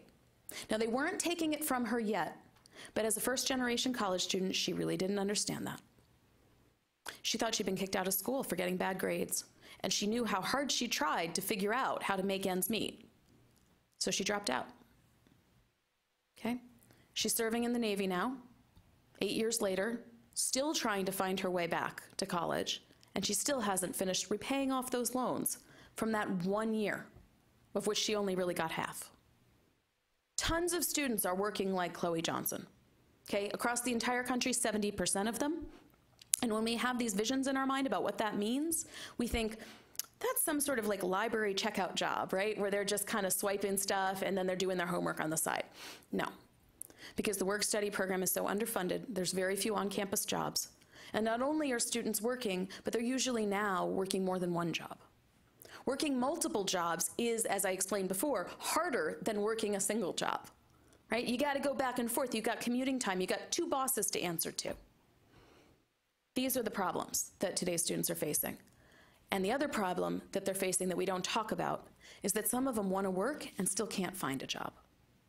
The employment assistance that we offer students comes when they graduate. It really doesn't help them very much when they're in school and they can't locate work.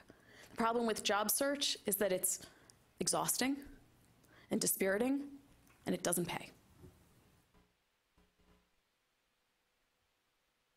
So sometimes they sleep in class. Sometimes you give them financial aid money and they sleep in class. I've been a professor for a long time, and yes, they've slept in front of me more than a few times. I don't like it. I find it insulting. Okay? It makes me mad. Like everybody else, I want them to wake up. So one day, when I saw a student sleeping in my class for the 3rd time, I thought to myself, I'm going to make her pay attention to sociology of education whether or not she likes it. And I went over to her and I tapped her on the shoulder and I said, you come see me after class.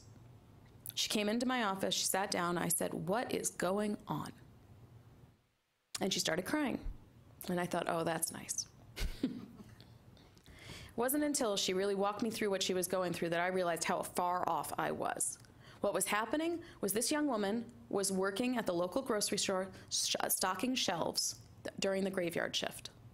She got off work an hour before my class began in the morning. She was just flat out exhausted. She was not crying for me to pity her. She was not crying for me to give her any money. She was just tired. And I really didn't have a clue about that. I had no idea that University of Wisconsin-Madison, the flagship, had students stocking shelves at night. So I did what back in the day I used to just do, because what are you supposed to do as an assistant professor? I hired her as a work-study student. It worked. She got a bachelor's degree after quitting that other job. She got a master's degree after that.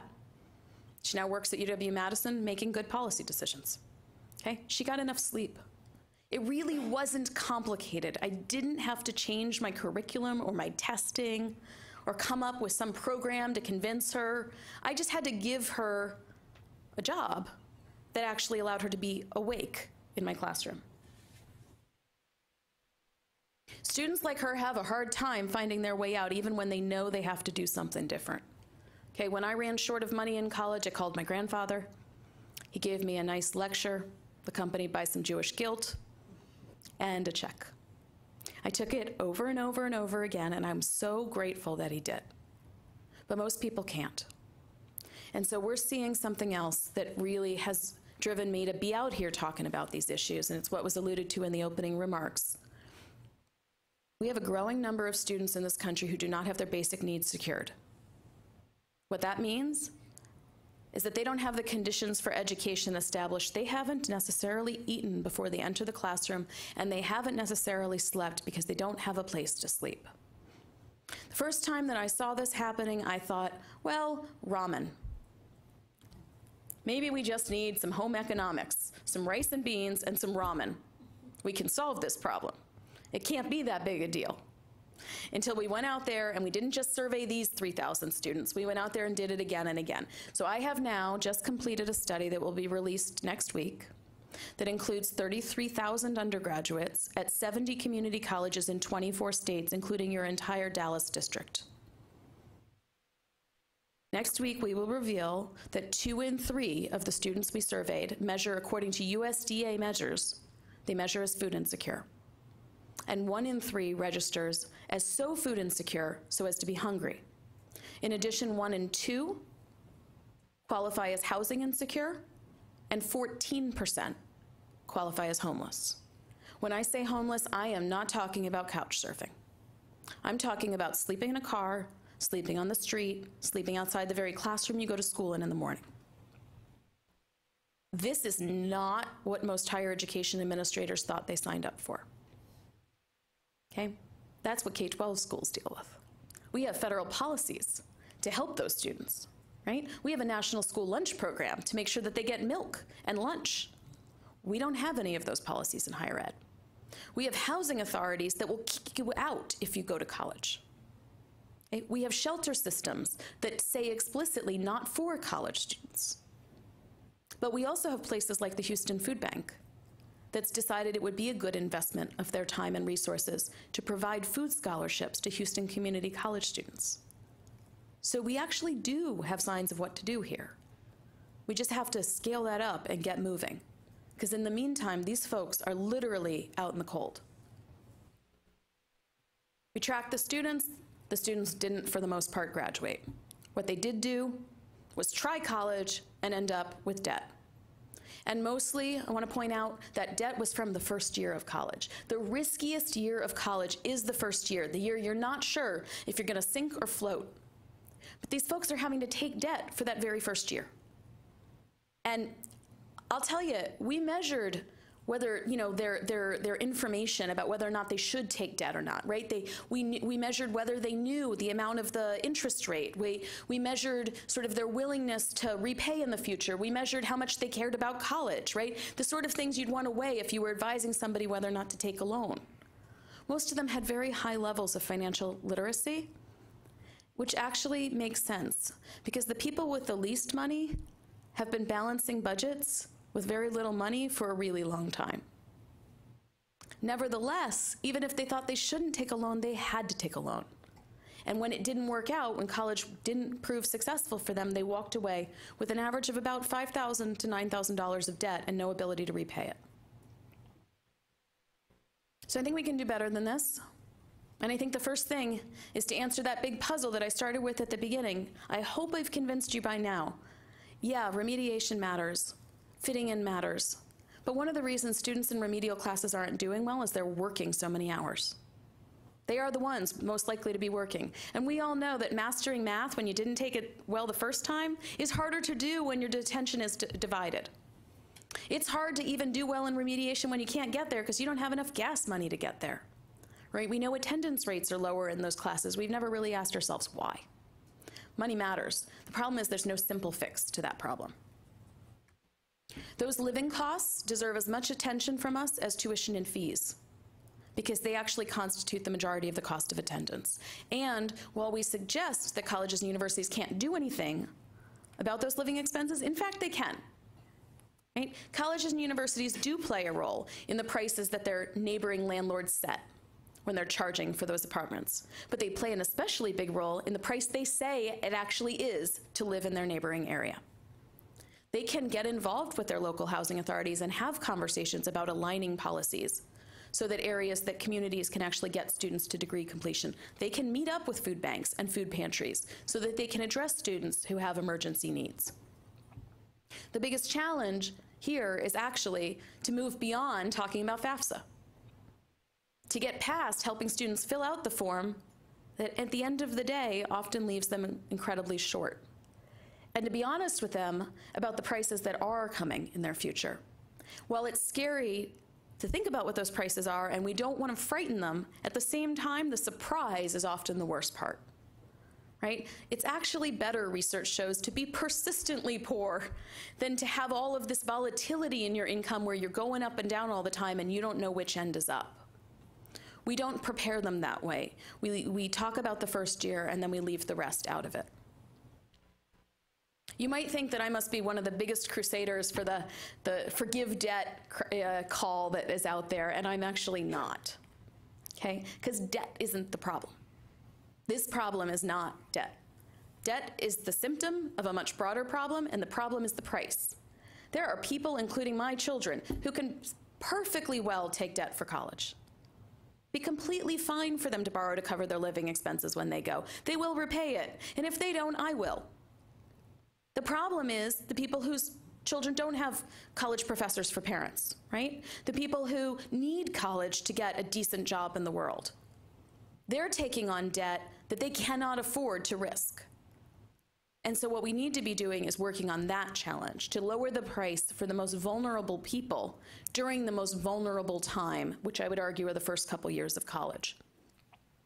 We also need to restore the ability of work to actually work for these students. I think too often we're talking to employers about hiring our graduates after graduation. Let's talk to them about hiring our students to help them get to graduation. Let's create partnerships with local employers so they can be employers of choice for a given college. And let's try to do our best to lobby for changes in the work-study program so that we can not only get more money in it, but it can be fairer. I am somebody who thinks that it's worth having a conversation about making what I call the first degree free. I'm not talking the bachelor's, I'm talking the associate degree. Those initial couple years pay huge dividends, okay, both in terms of individual economics and in terms of social payoffs. People are healthier, they live longer. All of those things are true for the associate degree as well as for the bachelor's degree. But most importantly, the most vulnerable people are really seeking the associate. And those first couple years are the years when they're just getting started. If they could figure out how to do college without having to worry about paying for it during those first couple years, then they can consider borrowing for the rest. It might seem to make sense to make them pay more upfront and then make it free to finish. The problem with that is they will not get through those first couple years. And so it might be less expensive to do that, but it isn't going to increase the total number of people who actually graduate. And finally, since you all are working so hard on this, I want to tell you what I tell my students and what I tell policymakers in Washington. This is a problem that so many people feel so dismal about, right? They worry so much, they complain so much, they save so much. More and more families are trying to save for college and are unable to do so. I don't think we can save our way out of this. This is going to require real policy change. It's as much a question about where we put our money and what we do with it once we put it there as it is about increasing the total resources, right? We need to make a system that is simple to understand, is transparent so people can parse it, right, and can be counted on. Restoring the trust, I think, in the financial aid system is as important as anything else. So I will say to you, hope is a strategy. And stop there. Take your questions.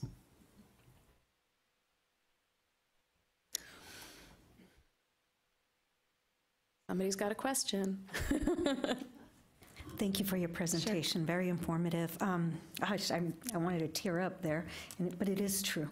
We face this. So what else can we do from the K through 12? Mm-hmm. I mean, because I think that is very important. And a lot of kids do go on to college. I mean, Yep. They enroll in 30 to 50 hours more than they really need. And so what do you recommend? That's not that common, I have to say, the taking more. I think in that case, a lot of what's happening is this kind of, I think we've got students who are choosing classes to fit their work schedules, right? And sometimes they don't realize that class isn't going to actually do anything for me. But you have to take a certain number of credits in order to get financial aid, which they got to have.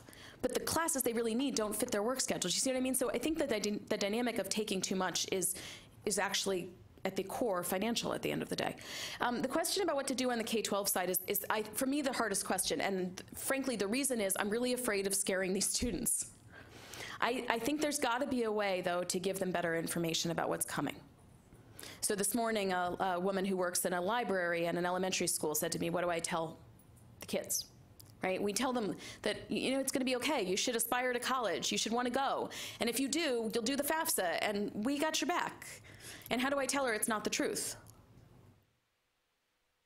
Well, I think we got to start saying that, yes, college is super important, and we're working on making it more affordable.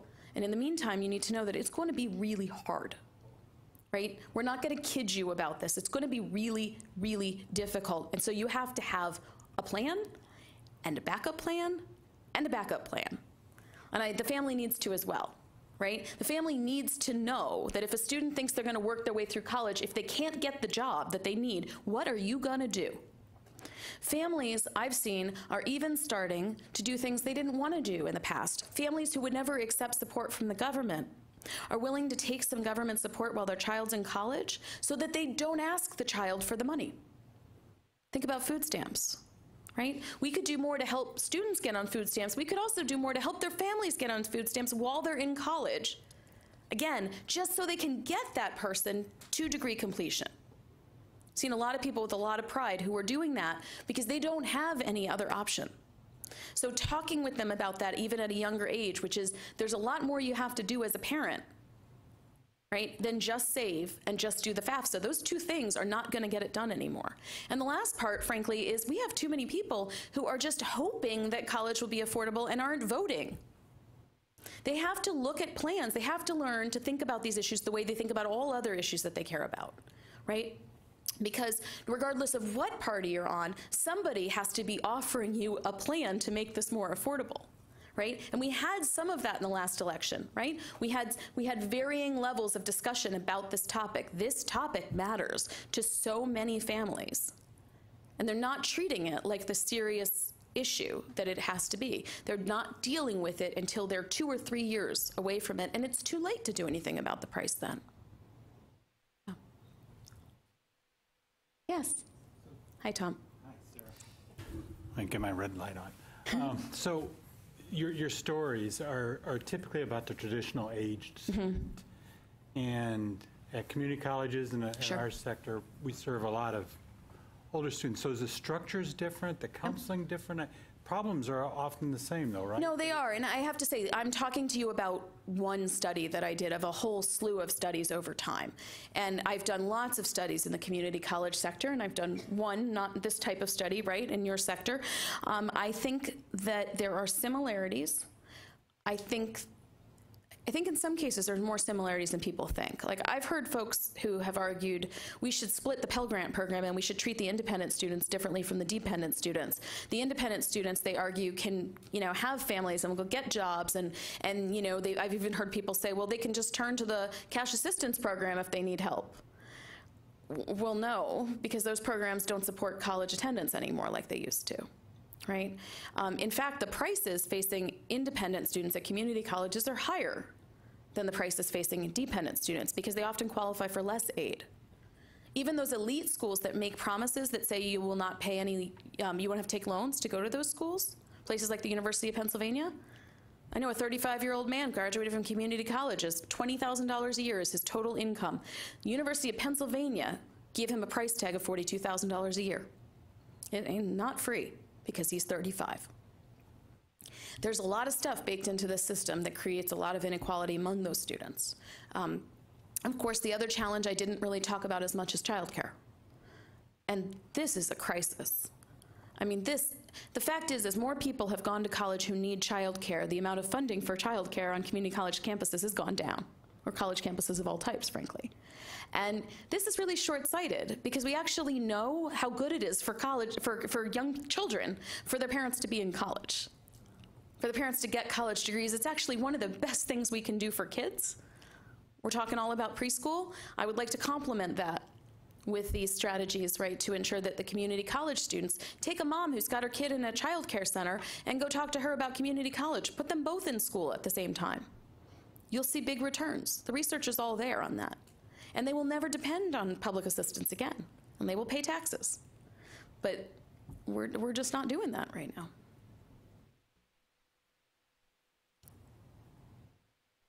Other questions? Do you have any advice for us? We're an advisory panel, so I'd be interested in your views. Well, sure. I mean, look, I think that this situation, especially, so we're spending a lot of time talking about changing students' behaviors, right? I think we need to think more about changing the behaviors of the schools. And I don't mean that like just a top-down, got to tell those administrators to put the money in the right place and not build that fancy gym. That's actually not what I mean. One of the most important professionals, the set of professionals who interacts with students on these issues are the financial aid officers. And the financial aid administrators are in every school in this country. And I think that they are, in a sense, frontline workers in a massive, massive program. And they don't set their own rules, and they have to follow stacks of regulations. And the result of that is they spend more time on compliance, right, than on really working with the students.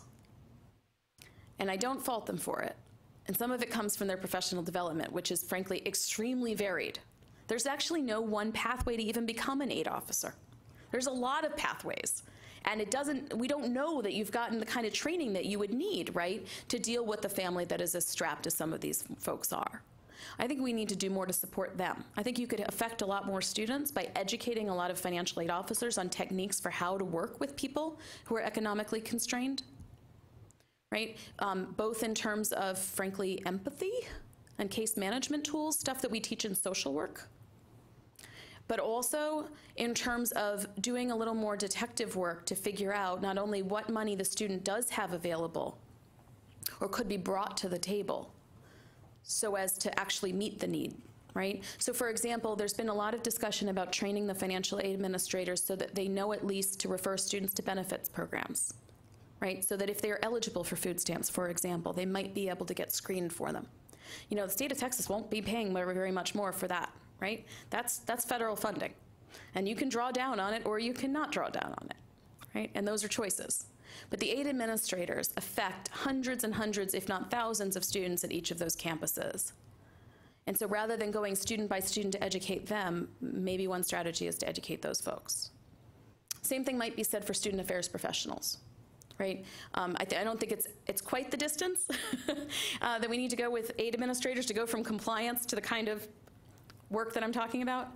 But the aid professionals, I'm sorry, the student affairs professionals, some of them are getting this kind of training, and a lot of them aren't. They could be more tuned into the financial aspects of the work that they're doing.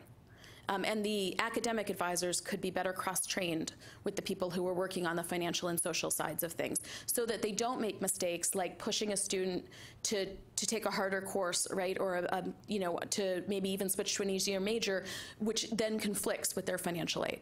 Right? Oftentimes I've heard from them, I did not know what would happen to that student. The student did not know either, right? And so we could intervene in that process. Yeah, Brian. Yeah, I was going to ask maybe if you could expand a little bit on that. I think, you know, one of the microcosms of a lot of the things that you present in your research is that you have policy decisions that are being made at a level where people don't understand the reality. And I think we see the same on a lot of campuses, right, mm-hmm. where the frontline staff aren't necessarily in the room where the policy decisions are being made. And the prime example that I give a lot is, you know, working with provosts who say, we have an affordability initiative and we've trained faculty and we're reducing textbook costs by 10%, you know, and that's the shining, you know, maybe a piece of that plan. So I guess twofold question. One, how can frontline staff be more empowered on campus to have those conversations besides bringing you to campus and having a presentation like this? The second would be a little bit more aligned of what role do faculty then play in that discussion as well as a catalyst, oftentimes being in a community college setting or other settings, the one person who sees a student frequently. Absolutely. I mean, both of those are really good questions. Look, this starts with leadership. Right? We've established a tone at many colleges and universities that if you're having problems paying for college, you really need to not be talking about that. That's a huge mistake. It's a huge mistake. Most of these schools didn't set their prices, right? It's not their fault that the economy's gone south. It's not their fault the Pell Grant funding isn't better. But they're trying to hide it. Because if they talk about it, the public thinks they've done something wrong. And they do the same thing inside the school. And so students feel like they can't come to talk to the frontline folks about it. And the frontline folks think that if they talk about it, they're going to get in trouble. So that starts right at the top. If I was the president of a community college, I'd say, look, a lot of people here can't pay for it. I am so sorry. Like, you're going to see me out there all the time fighting to fix the situation. In the meantime, if you have a problem, even if we don't have the money for you to fix it, I want you to tell us, right? If I put together an emergency aid fund, I promise you, I will run out of money. I have in my own emergency aid fund. I wanted to kind of prove to myself how hard it was to do this, and we're always short of cash. But that doesn't upset me nearly as much as thinking that a student who needed help didn't feel like they could ask for it. Because at the very least, I can then flag them, right, in my system and say, okay, if we can pay a little more attention to one person, we need to go over here, right? If I can get a peer advisor, right, another student to spend a little time talking to them, they're facing stress, and we need to give them somebody to talk to, even if we can't give them cash. So I think that that's a huge part of it. The second part of your question was more centered around faculty engagement. The faculty, being yes. Okay, so in my other sort of associated life, right, I mean, I'm a professor, but I've also worked with the whole labor issue on campuses, and I think that, and this is what I tell them, if they want to have a future, if they want tenure, if they want to continue to be paid, then they have to get with this affordability agenda right now. They are falsely being painted as if they were the cause of increased prices, and there's no evidence to support that. I mean, look, there are a few folks making a lot of money in higher ed, and they're at elite private universities. You can find 2 or 3 probably over there at UT Austin that make maybe a little too much, but there's no way that they're driving up the prices of the whole place. It just doesn't work like that. The economics just doesn't play out. So the problem is that they're so beleaguered in so many other ways that they're not necessarily going to make this their centerpiece. And I think that, we have stimulated some of the discussion within some of the unions nationally and locally in Philadelphia to get them to say, we are going to get with this, right? Food and housing insecurity on our campus is not okay, and it's pretty much immoral to draw a salary and have students in your classroom who haven't eaten. The morality argument is a real one. I mean, it really is. I mean, frankly, I don't know if you know this, but the National School Lunch Program was put into place not because of abundant scientific evidence that children couldn't learn if they didn't eat, but because of the faith-based community that said this just isn't right. Right? And so I think that there's also this, most teachers teach because they care. Most of them are not in it to make a lot of money. And if they are, they're trying to go somewhere else because they're not making much. So given that they do care, and given that they face the same sorts of frustrations that I face where the students sleeping in class, they want to find ways to wake them up. And that's where I would really start. Yeah. Other questions? Are we out of time? Yeah. Okay, all right. Thank you all so much for your attention. Look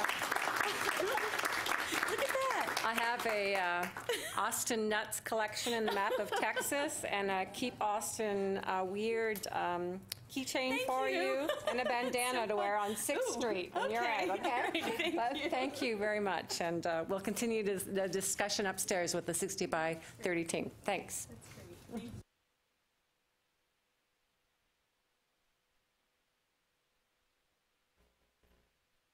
If I could for just a second, there were some questions. I know several of y'all had questions, and I hope that I answered.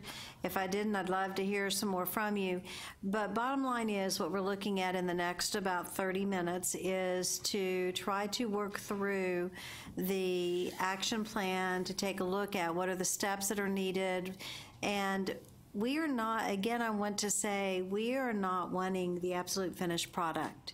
We're not going to do that until after we've had a chance to share what some of our ideas are, and we're going to be working on these over the next several meetings. And then we will have a preliminary meeting with the committee in June to then say, are we on the right track? So this is not going to be the finished product, but it is what you have is this process to help to formalize or to state what is it we really want to do. And if you've got so much on that paper that you feel like that in reality and looking at an action plan that cannot be completed, then maybe there need to be some steps put down as possibilities, and we're not trying to do all of it. But let's come back together at, is it okay if we say 2:35? And come back together at 2:35. We'd like for you to tell us what your objective is, and just in a 2-minute maximum statement, tell us what what you've come up with as, generally what your steps are, but not real specific. We're not going to do the whole sheet. Okay? Any questions? Thank y'all so much. She was fabulous. That was a treat to have her.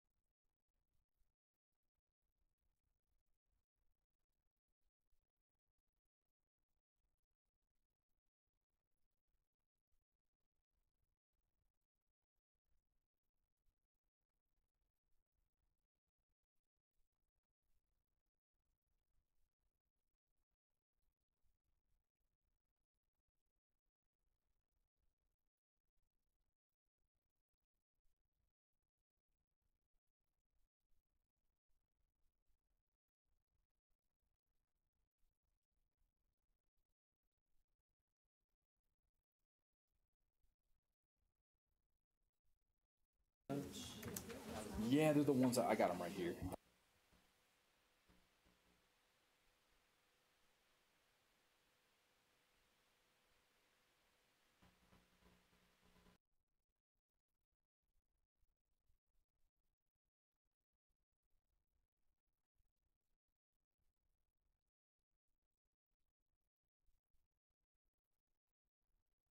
Very much for your deliberations, and this has been, you know, a long process, but hopefully one that has allowed us to have a good deal of discussion from many, many different angles to consider what would be some of our richest ideas for really helping to answer the question of, you know, helping our students to be more financially literate so that they are better able to make their way all the way through college or higher education, with the goal as well to not be so in debt.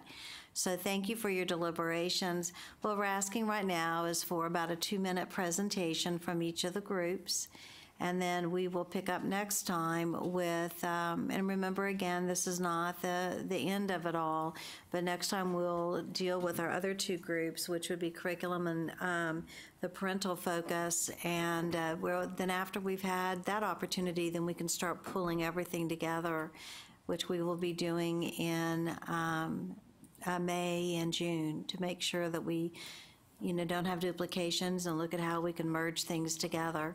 So let's hear first from partnerships.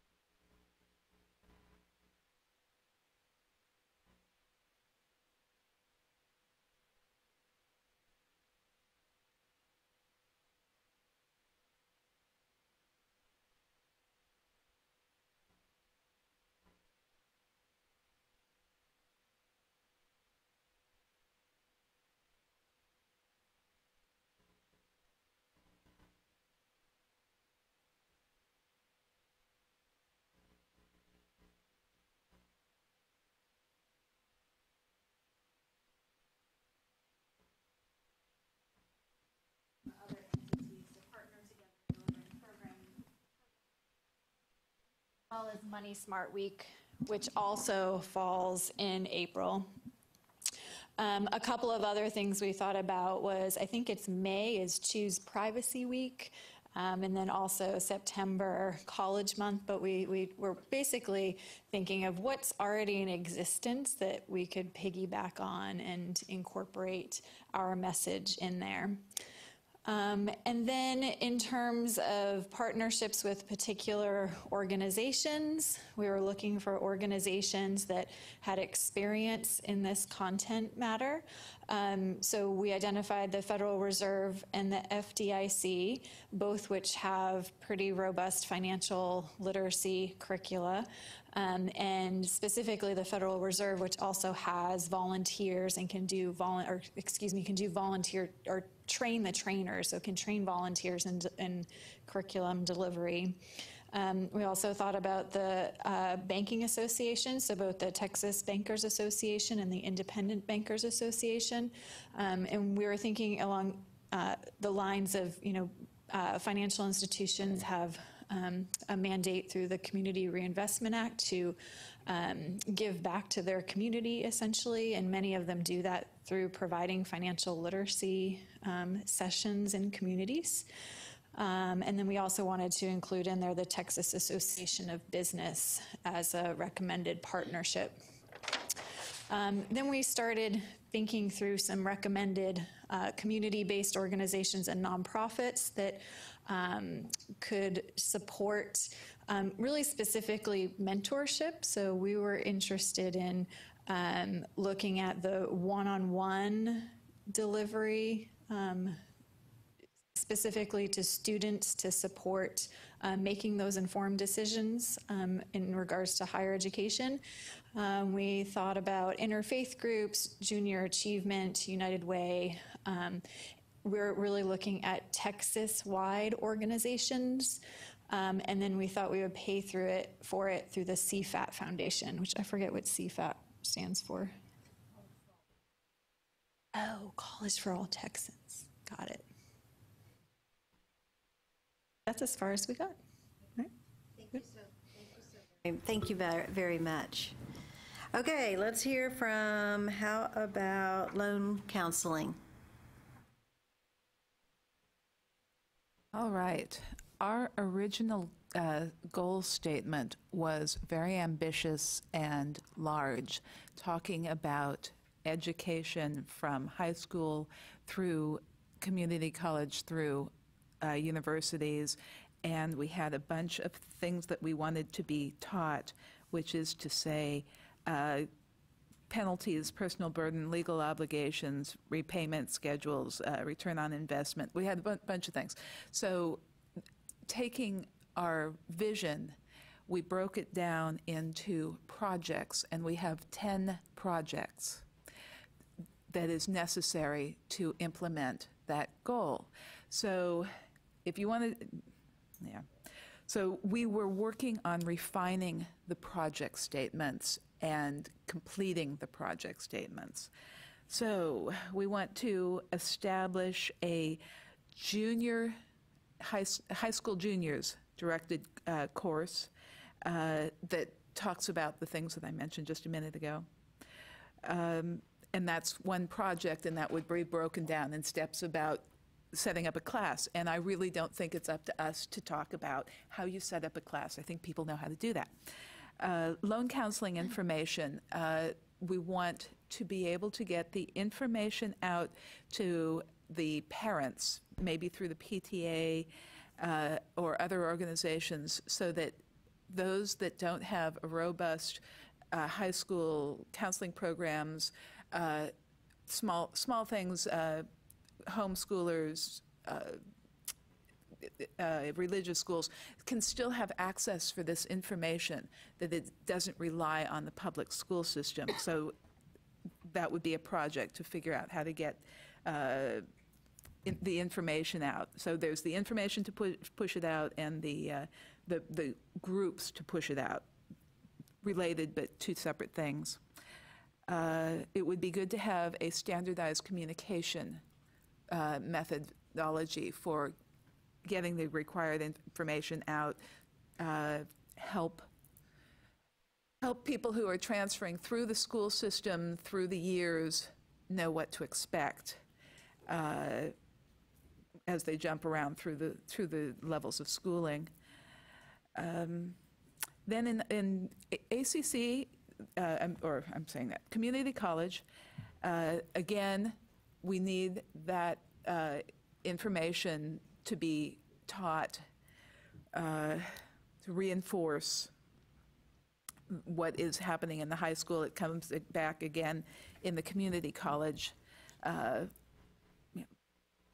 Penalties, burden, legal obligations, reality of repayments for loans.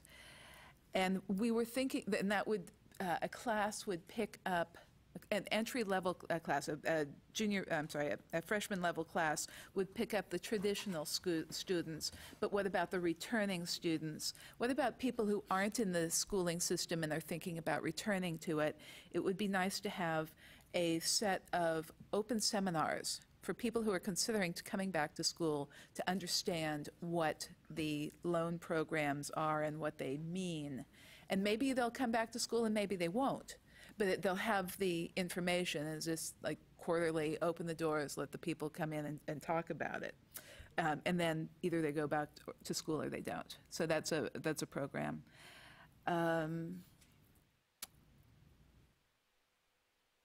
Okay. Talked about improving the retention and understanding of what we're trying to teach. Online curriculum that is interactive and has quizzes. So instead of just sitting in the classroom and checking off the box that you were there, have an evaluation, have something that can be evaluated and demonstrate that they paid attention. Okay, so that was a project. Another project. We have schools that do offer financial checkups where you know what your loan is and your repayment schedule is. It would be nice to tie that to how far you are through your schooling. So when you come back to school every year and before you do this FAFSA, you see what you are, where you are now with both your debt and your progress in education. That's presented online automatically in some places. Roll that out and make everybody have access to that. 7, 8. Hold on, my notes. 8, okay. Oh, yeah, entry-level course in college required for financial education with all of those learning points that I have repeated twice already. And now it goes on to number 9, which I may or may not be able to find. Okay, so the good news is that we're going to take these notes, and Tom has volunteered to make them coherent so that they are coherent projects that address our goals. And we have like 10 of them. So each one of those would have actions, action steps underneath them that we haven't gotten into. Thank you. So can y'all mail those in, email those in, so that we can then disseminate them to everybody? That would be really, really helpful. So thank you. But last but not least. All right, looking at our committee, really our charge today was looking at curriculum development and when we're going to deliver curriculum development. So just a real quick project statement, just to remind you guys what our committee is doing on our breakdown committee. By 2019, provide 2- and 4-year institutions with suggested best practices to support the implementation of personal financial literacy educational activities and a financial health inventory framework to support the measurement of student learning outcomes at key points in their educational career. That's going to be during a pre-entry, entry, midpoint, and completion. So really what we're doing is we're stepping back and looking at the following. What we want to do is make sure that we don't just tell a student one thing and they forget about it and we get the same kind of the same kind of issues once they graduate. So our idea here is in our framework is that we provide an educational content that is required to be completed in order to register for classes. Now this can be completed at once a year. It can be, and this is our recommended action, this can be completed once a year at a minimum, or if they'd like to, complete it per semester. Then that's the university or the 2-year college system. So basically we've set out our student learning objectives at each time. So what we're looking at here is, number one, we want to be flexible with the university. We don't want to come in and say, hey, this is what you have to do, this is the way you have to teach it, this is the way your students have to learn it. So at each checkpoint, so for example, let's look at a 4-year university. At the first year, what we would look at is we'd be teaching 2 sets of student learning objectives. Student learning objective A primarily deals with our direct mission and charge of what we're doing here. So SLOA, let me give you an idea of the content. And they're just 4 apiece. They're not a lot, but they're what we think is really important. So student learning objectives for category A, undergraduate overall costs, degree efficiency. We're also looking at college financing, student loans, and the grants and scholarships relevant primarily to the university or college that they're attending, because we think a lot of students don't even know the scholarships that are available at their own school and whether they qualify them or not for them or not. And then also we want to make sure that the students understand their degree value and possible future earnings. So we'll provide data and report for that. So in addition to that, SLOBs. Now we have them broken up because SLOBs, although they don't directly correlate to our our goal of showing, college is important, getting some kind of college education and making smart decisions about getting it, these things do tie in. So examples of SLOB: budgeting, credit, identity theft, and savings ideas. So if you could think about this, every single year, a student would be required to go through this. Okay, we haven't come up with the actual presentation, how they would do it, but they would have to do that. Also, they would be assessed. So we would be able to understand, the university would be responsible for assessing how their students are doing after they watch this. So the university could say, hey, we're doing a good job with SLOAs 1 and 2. Our students are understanding B 1, 2, and 3. And then there's 3 ways, in terms of being flexibility, there's 3 ways in which a student can satisfy each year meeting their SLOs in order to register for classes. They can do an online training program that's done online, not very long, we don't think. And then the other way is to take a personal financial literacy course. That can satisfy it for 1 semester or 1 year. The third thing would be to do a workshop. Okay, so any of these 3 things can satisfy this annual or biannual checkup. The students just need to be doing it. And what's also interesting, we think that'll be helpful, is intervention from the university. We think it's the university's mission to help students that are in need and be able to identify those students. So in addition to the learning objection and assessing it each time, we're also going to recommend some type of help button, like at the end, hey, I've done all this, I've learned this, I've filled out your assessment questionnaire. Hey, do you need financial assistance or financial help? Are you struggling? Yes or no? And then that lets the university know whether or not they need to intervene. So at the end of the day, we're creating a system in which promotes our learning objectives A and B. We're assessing those to see how our students are doing, and we're asking them if they need any help. And we're doing that in a manner in which each university can utilize the tools and resources that they actually have. So that's currently what we have right now. That would be the action that we would recommend at this point. Thank you. Thank you all very much. Okay, any ending words? Well, thank you all very much for your work. Have safe trips home, and see you in a month.